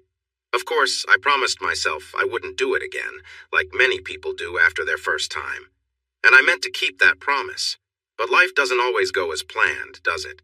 I thought Ryan would notice, so I tried to stay away from him while still being a loving wife. Have you ever tried to manage that? It's impossible. I tried to make things right with Ryan that night. I cooked him his favorite dinner, and even though we didn't get intimate, I wasn't going to put him in an awkward position, and I couldn't let him find out about my day. We did share a tender moment the next night. I felt such relief in his arms afterward, knowing that our connection was still strong and I hadn't ruined my marriage. I had worried that I might want Jordan more, but Ryan proved to be just as special to me. I remember lying there, eyes closed, listening to his heartbeat, thinking of home, the kids, and all the reasons I loved my life with Ryan. And yet you went back? Of course. Jordan called a few times with excuses to see me. He complained about the new couch I bought, saying it wasn't comfortable. It was obvious, but since it was my job, I went to meet him. I tried to take Crystal with me, but she was busy. When I arrived, Jordan's idea of proving the couch was uncomfortable was to take me by surprise. I didn't put up much of a fight. Deanna gave a small, sad smile. I got some scratches on my thighs. I wore long skirts and pants for days until they healed. I have no idea how Ryan didn't notice. And that started everything? I think so. Something changed in me that day. I stopped resisting Jordan and accepted what was happening. On the way home, I decided to keep things separate like I saw Crystal do. I made some rules for myself. Jordan would never get more from me than Ryan would. For every time I saw Jordan, I would make sure to spend the same amount of time with Ryan. I wouldn't bring anything from my encounters home. I wouldn't share anything about my home life with Jordan. No comparisons allowed. If he ever said anything negative about Ryan or my family, I would leave immediately. I would keep my lives separate. No phone calls. If he called while I was at home, I would ignore it. Everything would happen away from my home, and I thought it would only last a few weeks before the excitement faded, so I could return to my normal life holding on to those memories. After the second time before I left, Jordan and I went out for coffee. He shared that he was married and had been feeling lonely while in Chicago for a year. I had caught his eye, and there was a spark. He looked straight at me and assured me that it would never be more than a fleeting connection. He loved his wife and wouldn't leave her for me, nor did he want me to feel that way. This was entertaining, but I knew it couldn't be anything more. He would be moving back to Philadelphia later this year, and that would be the end of it. He kept saying he was not a threat to my marriage. What we had was just fun and excitement, nothing deeper. Deanna shrugged. It all sounded fine to me. I didn't want to get caught up in feelings I couldn't manage. But I did like him. I have to admit that. He was easy to talk to, nice to look at, and funny. I didn't realize until later that what I liked about him reminded me of Ryan when we first met. When I realized that, things started to get confusing for me. Jim gently interrupted. We will get back to that, Deanna. Let's keep going with the story. So we met once or twice a week when I was in town. He took me to a baseball game at Wrigley Field. It was enjoyable. About 2 weeks in, Crystal took me to lunch, sat me down, and asked directly what I was doing with Jordan. I was surprised. If she knew, I must have been much less careful than I thought. We had lunch together, and I decided to tell her. If anyone would understand, it would be Crystal. She just sat there shocked. She said something like, I thought you were Mr. Perfect, and I answered something silly like, not today. But she figured it out. She gave me some advice on keeping it hidden from Ryan, like turning off my phone and always having a plan for when I was with Jordan. Honestly, she could write a book about how to keep secrets. One thing I remember is she looked at me and asked, "Is Ryan really that bad that you need this guy?" I mean, I always thought Ryan was kind of dull, but I didn't think he was that bad. Is he that poor at intimacy? I really had to defend him, saying that no, he was great. My life was good. I just needed something different. I liked Jordan. She made several comments about remembering that it was just fun, not love, and I waved her off. Anyway, I carried on. I found that I could keep things separate in my life. It felt like I was two different people. I was one person with Jordan and the wife and mother I had always been at home. Being that person at home was much easier. Knowing I had this other part, this secret that was just mine, felt like something was missing was finally filled. I could be everything I had always been and be happy with it. It's funny, but having this made me really appreciate what I had at home. Looking back, it seems strange because what I was doing could ruin everything. Yet at the time I kept thinking, I wonder how long this will go on. Finally, I have what I need. I didn't even think about what that really meant, how it reflected where I was mentally and what I believed I needed.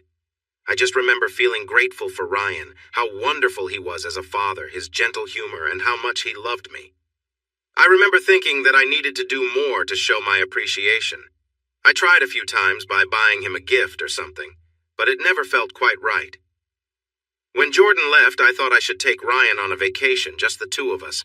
I wanted him to connect with me the way I was trying to connect with him. She took another sip. Looking back, it seems a bit silly, but that's how I felt back then. So, how did things change? It was an accident. One evening, we went out for dinner. Jordan had successfully completed a big work project, and I had a free night. Crystal had covered for us, so we headed out. He took me to the 95th floor of the Hancock Tower in downtown. I was wearing one of Crystal's dresses, which I had borrowed. It was hard to plan outfits for these outings without bringing extra clothes. I thought it was safer in case pictures got out. But anyway, we enjoyed ourselves and had a bottle and a half of champagne. I was feeling pretty good when I said I needed to go to the restroom. The waiter had mentioned the view, so I went to check it out. When I came out, Jordan was waiting for me. He wanted to see the view and asked me if I could sneak him in. I wasn't thinking clearly, so I said yes, and we went in together. He took a quick look outside and then kissed me, and it felt almost electric. I had never experienced anything like that. I felt alive in a way I never had before. We ended up in one of the stalls, and things got carried away. It was surprising because he didn't do anything different, but I felt out of control. I was so distracted that he had to cover my mouth to keep me quiet. At one point, someone walked in while we were there, and we had to stop. I was aware of someone outside just doing their makeup while I was caught up in what was happening. It was a feeling I had never had before. Afterward, we cleaned up and went back to our seats. That was a little uncomfortable. The waiter thought we had left without paying. He looked surprised when he saw us again, and I think he had an idea of what had just occurred since we had both disappeared at the same time. I was definitely feeling a bit embarrassed. We paid the bill, left, and didn't talk about it for a while. And that was the beginning of a new chapter for me. I had no idea that side of me existed. I wouldn't have tried anything like that with Ryan. It wouldn't have even crossed my mind. I don't mean to criticize, but my relationship with Jordan was quite different. The time I shared with Jordan was just for us, no kids, no little things to worry about, and no friends around, just the two of us. It felt like the best time I could have. We had a good connection, and sometimes we tried adventurous things. Considering my life so far, who wouldn't want that? It was my escape back then. That's how I saw it. I remained the same person at home. I was careful not to let my time with Jordan affect my family life. It may sound odd, but I appreciated the moments I had with Jordan. I didn't want to hold any bitterness towards my family, so I made sure to act as I should at home. It wasn't just to hide things. I truly loved my family and the people in it. Being with Jordan was my way of relaxing. I think the excitement kept the affair going longer than it might have otherwise. Once I realized my own needs, I wanted them fulfilled, and Jordan helped with that. Were there other examples of risky situations? Oh yes. We once found ourselves in a glass elevator, which felt even more daring. I had planned that moment, wearing a short skirt and heels that made me the right height for Jordan. We also had moments in the bathrooms at Wrigley Field. During a game, Jordan would touch my back, which really got me excited. We explored my car in the parking lot of a pizzeria downtown. We even shared a moment in another apartment I had set up. And there was a time on the balcony of a hotel on Michigan Avenue. Deanna shrugged. I lost control. I don't know how else to describe it. And did you ever think about talking to your husband about these new feelings? And say what? Hey, honey, I just found out I enjoy some excitement and adventure. How could I have brought that up without causing a huge problem? Ryan isn't naive. He'd see right through it if I suddenly acted different. How could I have realized these feelings without experiencing them first?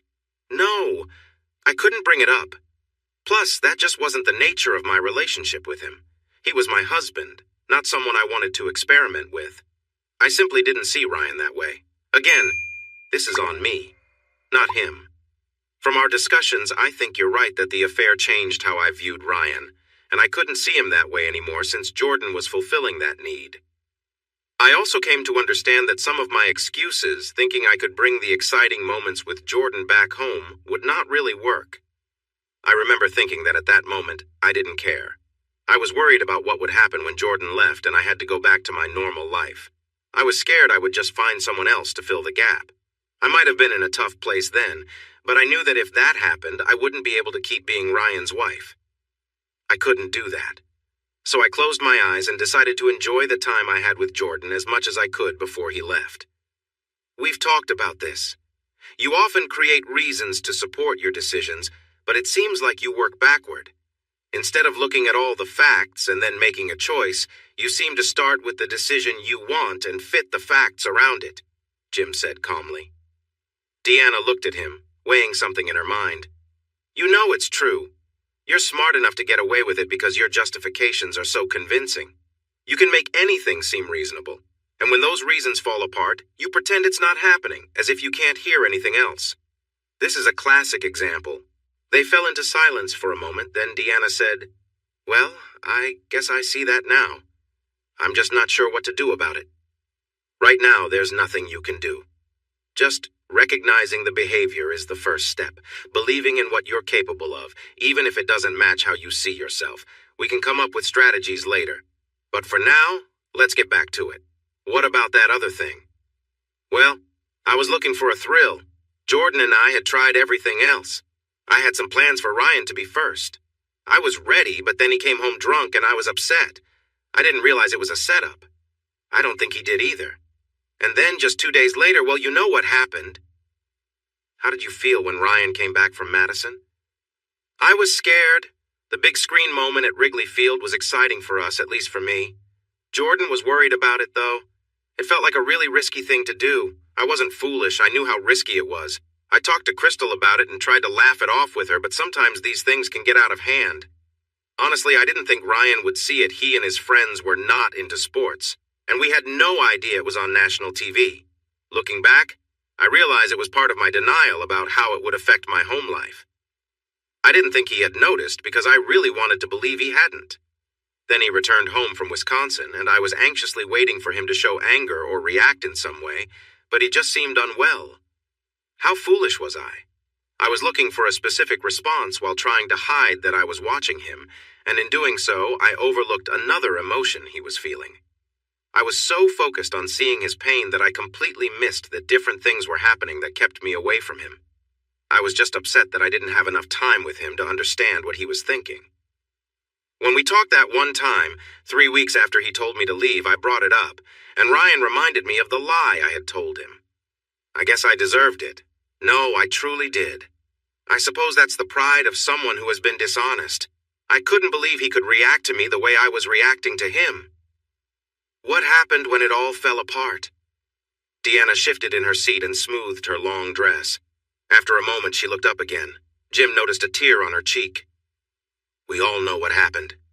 Ryan had somehow gotten his awkward friend, Solomon, to get into the screen at the game and display that message about us. We were at Wrigley Field. Ryan had called and asked me to come home. I didn't realize it was my last chance until later. I thought he was trying to assert himself. I was upset because I was having a good time with Jordan, and we had plans for some fun afterward. We even discussed going to Lincoln Park. When the screen flashed our faces, we laughed at first. But when Ryan's picture appeared, Jordan became furious. He recognized Ryan, and when the picture of his wife came up, he lost it. He shouted at the screen, and when the message, "They are cheaters," appeared, he stood up and left. I just sat there, crying. At that moment, I knew what had happened. I realized that Ryan knew everything. I could see how things would unfold from then on, and I was right. I cried for a bit, then called Ryan, but it went straight to voicemail. I called my sister Melissa to see if he was there, but he wasn't. My mind was all over the place then. I went to my car, and there she was, a young girl chewing gum standing by my vehicle. I recognized her. She asked if I was Deanna Tomlinson. She even had a picture of me, and when I said yes, she handed me an envelope and said, "You've been served." I sat in the car for about 30 minutes, going through the papers, a petition for divorce and a restraining order. I didn't fully understand all the legal terms, but I got the message. I was so upset that the first thing I did was drive home to try and talk to Ryan. I had a restraining order in my hand, and the first thing I did was break it to try and reach Ryan. The problem was, I didn't know what I would say to him. I realized that no words like, "It isn't what it looks like," or "It's just not true," would convince him. Deep down, I just felt I had to be home. If I was home with the kids and Ryan, I thought I would be safe. So, I drove back. When I arrived, I couldn't get in. My keys wouldn't work, and the garage door was stuck. I noticed Melissa's car outside, so I knew she was there. I hurried to the windows, trying to peek inside, and I knocked loudly, hoping Ryan would talk to me. I was sure he was there. Finally, Melissa stepped outside. She was not happy at all. She knew what I had done, and she was very upset. She told me I would have to leave because Ryan had a restraining order. If he wanted to, I could end up spending the night in jail. Feeling desperate, I pushed her aside and went around to the back of the house, hoping to find Ryan. But he either didn't notice me or chose not to respond. Melissa came around and grabbed me, letting me know the kids were inside, and I wouldn't want them to see me in this state. We went to the garage and she opened the door. I rushed in, but the door to the house was locked. Most of my belongings were in garbage bags in the garage. Melissa loaded them into her car and practically marched me to her car, locking me in. Then we drove to her place, where she gave me something to help me sleep, and I ended up resting for 3 days. After that, I lost my job to Crystal. I couldn't blame her, even though it stung to take advice from someone who had cheated for years. She suddenly acted like she had high standards, someone I thought would understand my situation, instead gave me a lecture on trust and communication, and told me to remove my things from the apartments. I didn't dare go near Jordan's apartment. Later I learned that Crystal had also been there and took what she knew belonged to me. I kept trying to reach out to Ryan, ignoring the restraining order. I didn't show up physically, but I sent emails, texts, and made phone calls, anything to connect without being there in person. It was strange. I still couldn't figure out what to say. I just needed to hear his voice. I wanted to talk to him to understand what he was thinking and what my life would look like moving forward. I planned to apologize, but I wanted to know if there was any chance for things to go back to normal, if there was still hope for us. I was in shock and not really thinking clearly. I finally got to see Ryan one more time 3 weeks later when he agreed to meet with me. I tried to say things that mattered, to explain that nothing was his fault. He looked rough. He really did. I felt really down and sad, and it was all my fault. He was upset and made sarcastic comments. I could tell that what had happened between us affected him just as much as it did me. But in my mind, I deserved it while he didn't. I cried for a long time after our meeting, sitting in the parking lot of Red Robin. I had an idea of how he was feeling, but hearing it for real hit me hard. It still does. Have you heard from Jordan since? Just once, right after Crystal fired me. He called to yell at me. His wife had received a video of us and some footage from a game at Wrigley Field. He was really angry, and I understood why, but he was especially upset with Ryan. He said Ryan had been in his apartment pretending to be a buyer and recognized him right away. I remember saying that if that was true, Jordan was lucky because I would have expected Ryan to react badly. It seemed to be just curiosity for Ryan. Somehow he must have captured it. It came up in the divorce hearings, but I never saw it and didn't want to. I worried about what I might have said. We talked about things that added to the tension, but we didn't really mean it. I know I told Jordan at one point that I was thinking of him while being with Ryan. And were you? There was a moment of silence. I did once, and it ruined that time with Ryan for me. I had to pretend everything was fine because that guilt almost took over me. Right then, I realized I needed to keep my thoughts about Jordan pushed away. I couldn't even think about what we did together, or else I would break down. Being with Ryan while thinking of Jordan just couldn't happen again. I know it sounds selfish, but I wanted to focus on being with Ryan and feeling the love and safety he offered. You're right. It does sound a bit self-centered. I know, but that's how I felt in that moment. Whether others believe me, I can't change that. I'm not sure Ryan believes me either. I can only share what I was thinking and feeling back then. What's worse is that Ryan confronted me about this when we last met, and I said I didn't know. I didn't know how to respond or what he wanted me to say. I should have told him that Jordan was not important and that I just wanted to be with him. But I said something foolish. Again, I was confused and scared. Do you have anything else to say about your time with Jordan? Not really. There was talk about a recording my lawyer listened to it, and I heard a part before I had to leave the room because it made me feel so sick. At one point, Jordan seemed to suggest I was like a prize to be given to the next person, Ryan in this case. I'm not sure how serious he was. That's not something you joke about, but I just don't get it. Jordan and I got close because of the chemistry we shared, not because I was looking for someone else. I wouldn't have moved on to someone new, and I think Jordan understood that too. I really don't understand why he would say something like that. He must have known it wouldn't happen. Honestly, it hurt a lot to be treated that way, even if it was a joke. It's degrading to be seen as someone who can just be passed along to another person. It feels bad and shows a lack of respect, but at this point, I feel like I brought it on myself. I was acting foolishly, and I guess he treated me that way. Just one more hurt to add to the pile I was already dealing with. I will say this, though. I did enjoy my time with Jordan.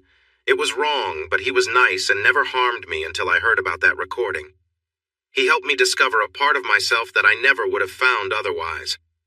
I'm not sure if that's a good thing, but I can't ignore it now. I just want to make sure I don't dwell on it too much. I know that spending time with Jordan was wrong, yet it didn't change how I feel for Ryan and the kids for my family.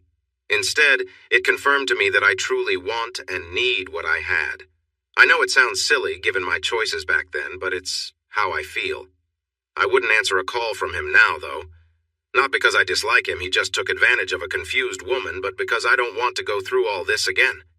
I have no interest in him at all. That's easy to say, though. There was a moment of silence, then Jim asked, "Have you stayed in touch with the kids? How are they doing with everything?" Deanna smiled at that. She lit up every time she talked about her children. Her love for her family was clear and always close to the surface. It was something Ryan couldn't see when they spoke, which wasn't surprising given how hurt both had been by what happened. Well, Paula has figured out a lot of what happened. She's no fool.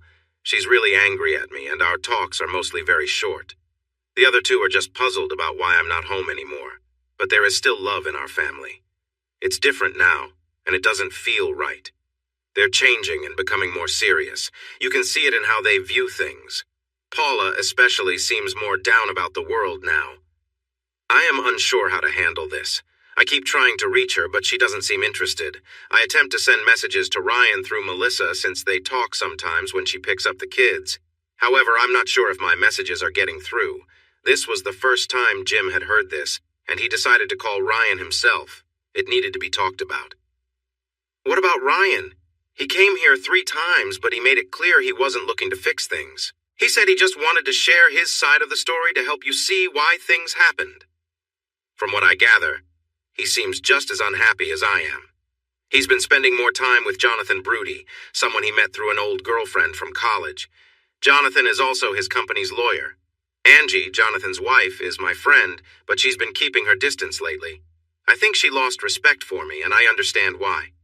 I know his friends Simon and Jonathan are trying to persuade him to take a trip to Vegas for a weekend, but that's just not Ryan. I believe he's struggling. I think he feels defeated, and I think I'm partly to blame. I feel terrible for him and want to help. I can't just stay at home and feel sorry for myself. I worry on one hand that he won't move on, and on the other that he will. I think this situation has hurt him deeply, and it might change how he sees himself. It feels like he's lost his confidence. and that he might be having doubts about his ability to make me happy. Jim made another note. Deanna had shown before that when she looked beyond herself, she could be very aware of what was happening. He believed everything she was saying because he had seen similar signs in Ryan. And nothing could be further from the truth. I tried to explain this to him when we met, but I don't think he understood. Ryan is full of warmth and kindness. He is protective and represents many wonderful qualities.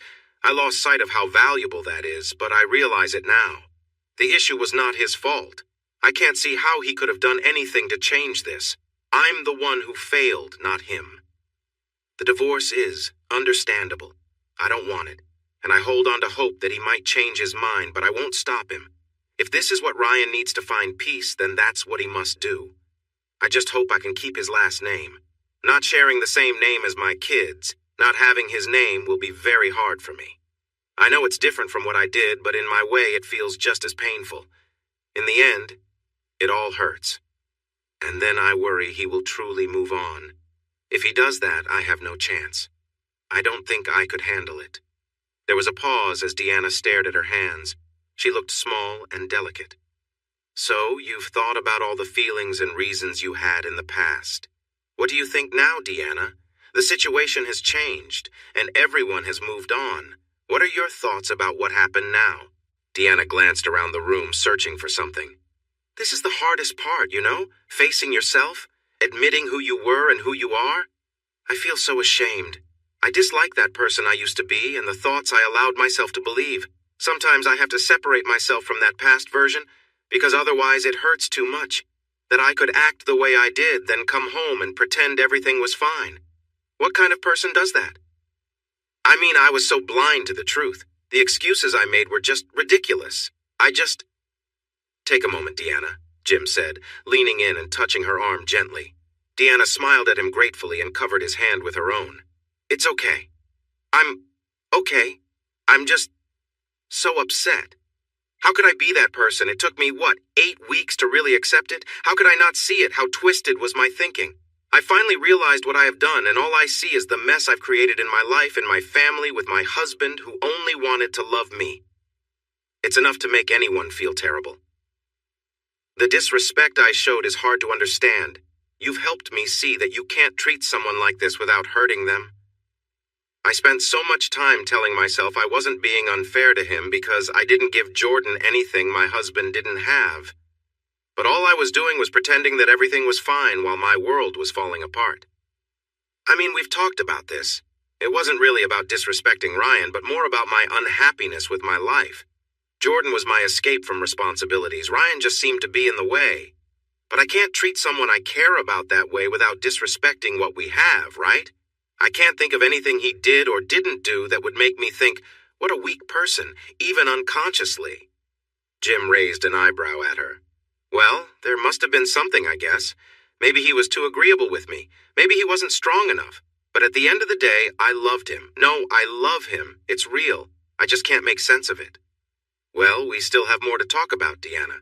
That's why I said this feels early. We haven't uncovered everything yet. I'm sure there are still issues we need to address. Deanna scoffed softly and continued. The truth is, my ability to ignore what I was doing and justify my actions frightens me. My own feelings about taking risks in relationships scare me. How I react to them feels just wrong. I did something without my husband and then spent a lot of time hiding my actions from him and my family. Deanna, your feelings about risky relationships are just part of who you are. It's not about being right or wrong. What matters is who you were with and what happened. That part isn't wrong, Jim said. I know, I'm just skipping over things. The truth is, I acted really badly. I hurt the people I love the most, and now I'm trying to fix everything and realizing that it might be impossible. My life may be stuck like this forever. What is your life like now? How are you managing? My life feels terrible. I have a dead-end job selling clothes at Ross. I live in a huge house that feels cold and empty, not like a real home. I have a sister who has been hurt by cheating, and now she looks at me like I'm out of touch. She's only helping me because we're family, not because she cares. My brothers won't talk to me at all. One even hung up on me during the holidays when I called to wish them well. Most of my friends avoid me, and I have unwanted attention from people looking to take advantage.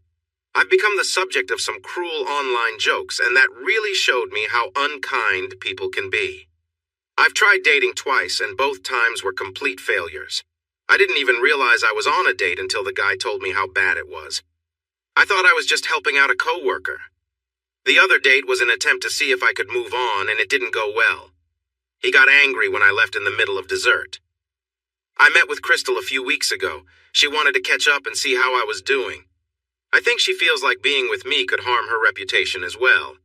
She told me how her relationship ended because Ryan caught her with someone else, and that led to a lot of trouble. She was worried I would be mad at her, so she waited to talk to me again. Honestly, I'm just happy to have a friend to talk to, so I would forgive her anything. She's trying to make things work with Charlie. She even jokingly asked if I would consider a big arrangement with him, like that would ever happen. But it was nice to share some laughter together. She said she had to ask since she had no one else to turn to. It's frustrating that she was the one who cheated for years, and when she got caught, she seems to be fine. That was Ryan's punishment for her cheating to spend time with her husband often. Why couldn't someone have caught me and given me that punishment? I made a mistake once and it felt like my life was over. It's really not fair, but I can't complain too much since what I did to Ryan wasn't fair either. She mentioned she might help me with some staging work, but I said I didn't want to think about it. I'm considering starting a blog about interior design, like a guide on staging a house. I'm not sure. I'm just passing time, to be honest. I need something to do while I wait for the weekends. I'm really unhappy. I miss my kids and my life, and I look forward to the weekends when they visit. I want to find a way to talk to Ryan and let him know how I feel, what happened, that it's not his fault. This is the only way I can think to reach out. What do you want, Deanna? What message do you want to send Ryan? Jim asked as his final question. I just want him to know I love him. I can't express how sorry I am. Looking back, I can't believe I did it. It's so unlike me. I can't figure out why I went into the bedroom with Jordan instead of just confronting him directly. I think of different reasons, but it worries me that I don't really know why I acted that way. How can I expect Ryan to give me another chance if I can't even trust myself? But I'm not going to give up. That life, that husband, and that family are like air to me, and I'm not giving it up without a fight. I want it back. It will never be exactly the same, but neither am I. I've learned so much, and something new has to grow from this. But I want it with Ryan, more than anything, and I would do anything to have it. Deanna turned to the camera, looking straight into it, her lips trembling as she said, You hear that, Ryan? I'm coming for you. I told you I would. I need to get better and understand myself more, but I promise I will come for you. I want you. I need you. I love you, and I will find a way for us to be together, to move past this, to rebuild. I will do whatever it takes to earn your forgiveness and love again. Deanna seemed a bit restless, and Jim gently said, Okay, I think we've gone over everything you wanted, right, Deanna? She looked at Jim, fidgeting with her hands, and nodded. All right then, it's time to wrap this up. I turned off the TV and leaned back, taking a sip of the whiskey in my glass. The ice had melted, diluting the drink. I wasn't sure if I liked that or not. Maybe it's time to get some steel ice cubes or something instead. Oh look, more distracting thoughts. I was becoming better at noticing that. The truth is, I just didn't know what to think. Everything felt real enough, but as I told Jim the first time I met him, I just couldn't trust her anymore. If he had seen how calm Deanna was at home while everything else was happening, and how I liked to think everyone else had no idea what was going on, what would he expect? She seemed sorry, but she also acted like she was only with me, giving no hints that she wasn't. She was really good at keeping everything hidden. But Jim had another idea about that. He pointed out that maybe I really had no clue. He didn't say it directly, but it was clear. I didn't argue. He could be right for all I knew. If what she said was true, it helped fill in some gaps for me. Knowing the background changes how you see the main event a little, but still, knowing her reasons didn't take away the hurt of feeling betrayed. My ego was bruised just as much. It's hard to accept someone saying it wasn't your fault, it was me, because I just didn't believe it. Happy partners don't act in ways that hurt the other person. The biggest issue I faced, I realized, was that I wanted to believe her, that everything I saw was true. It would lighten my heart if it were. But I just couldn't. I don't know why. Maybe I was just trying to shield myself. It's hard to be sure after everything that had happened over the past weeks. I sat there playing with my iPhone for a bit, hoping the kids stayed upstairs. I needed some time alone. They had discovered a new kids show called Phineas and Ferb and were busy watching it non-stop. To me, it looked like a poorly drawn cartoon of kids with triangle heads. Where was the good old Tom and Jerry when you really needed it? Kids today. Not only won't they leave my yard, they won't help with the work either. I had another drink. I could get used to this. It was smoother than I expected. I'm not much of a whiskey drinker. Wait, this isn't whiskey, is it? It's Irish. I smiled. Solomon would have chuckled at that. Now that he had discovered the effects of alcohol, he was eager to try everything with his usual keen interest, and he even started a blog about his thoughts on everything he was sampling. He was gone now, of course. After our little adventure, once Paul realized what happened, the caretaker had been called back, and off he went somewhere else in the U.S.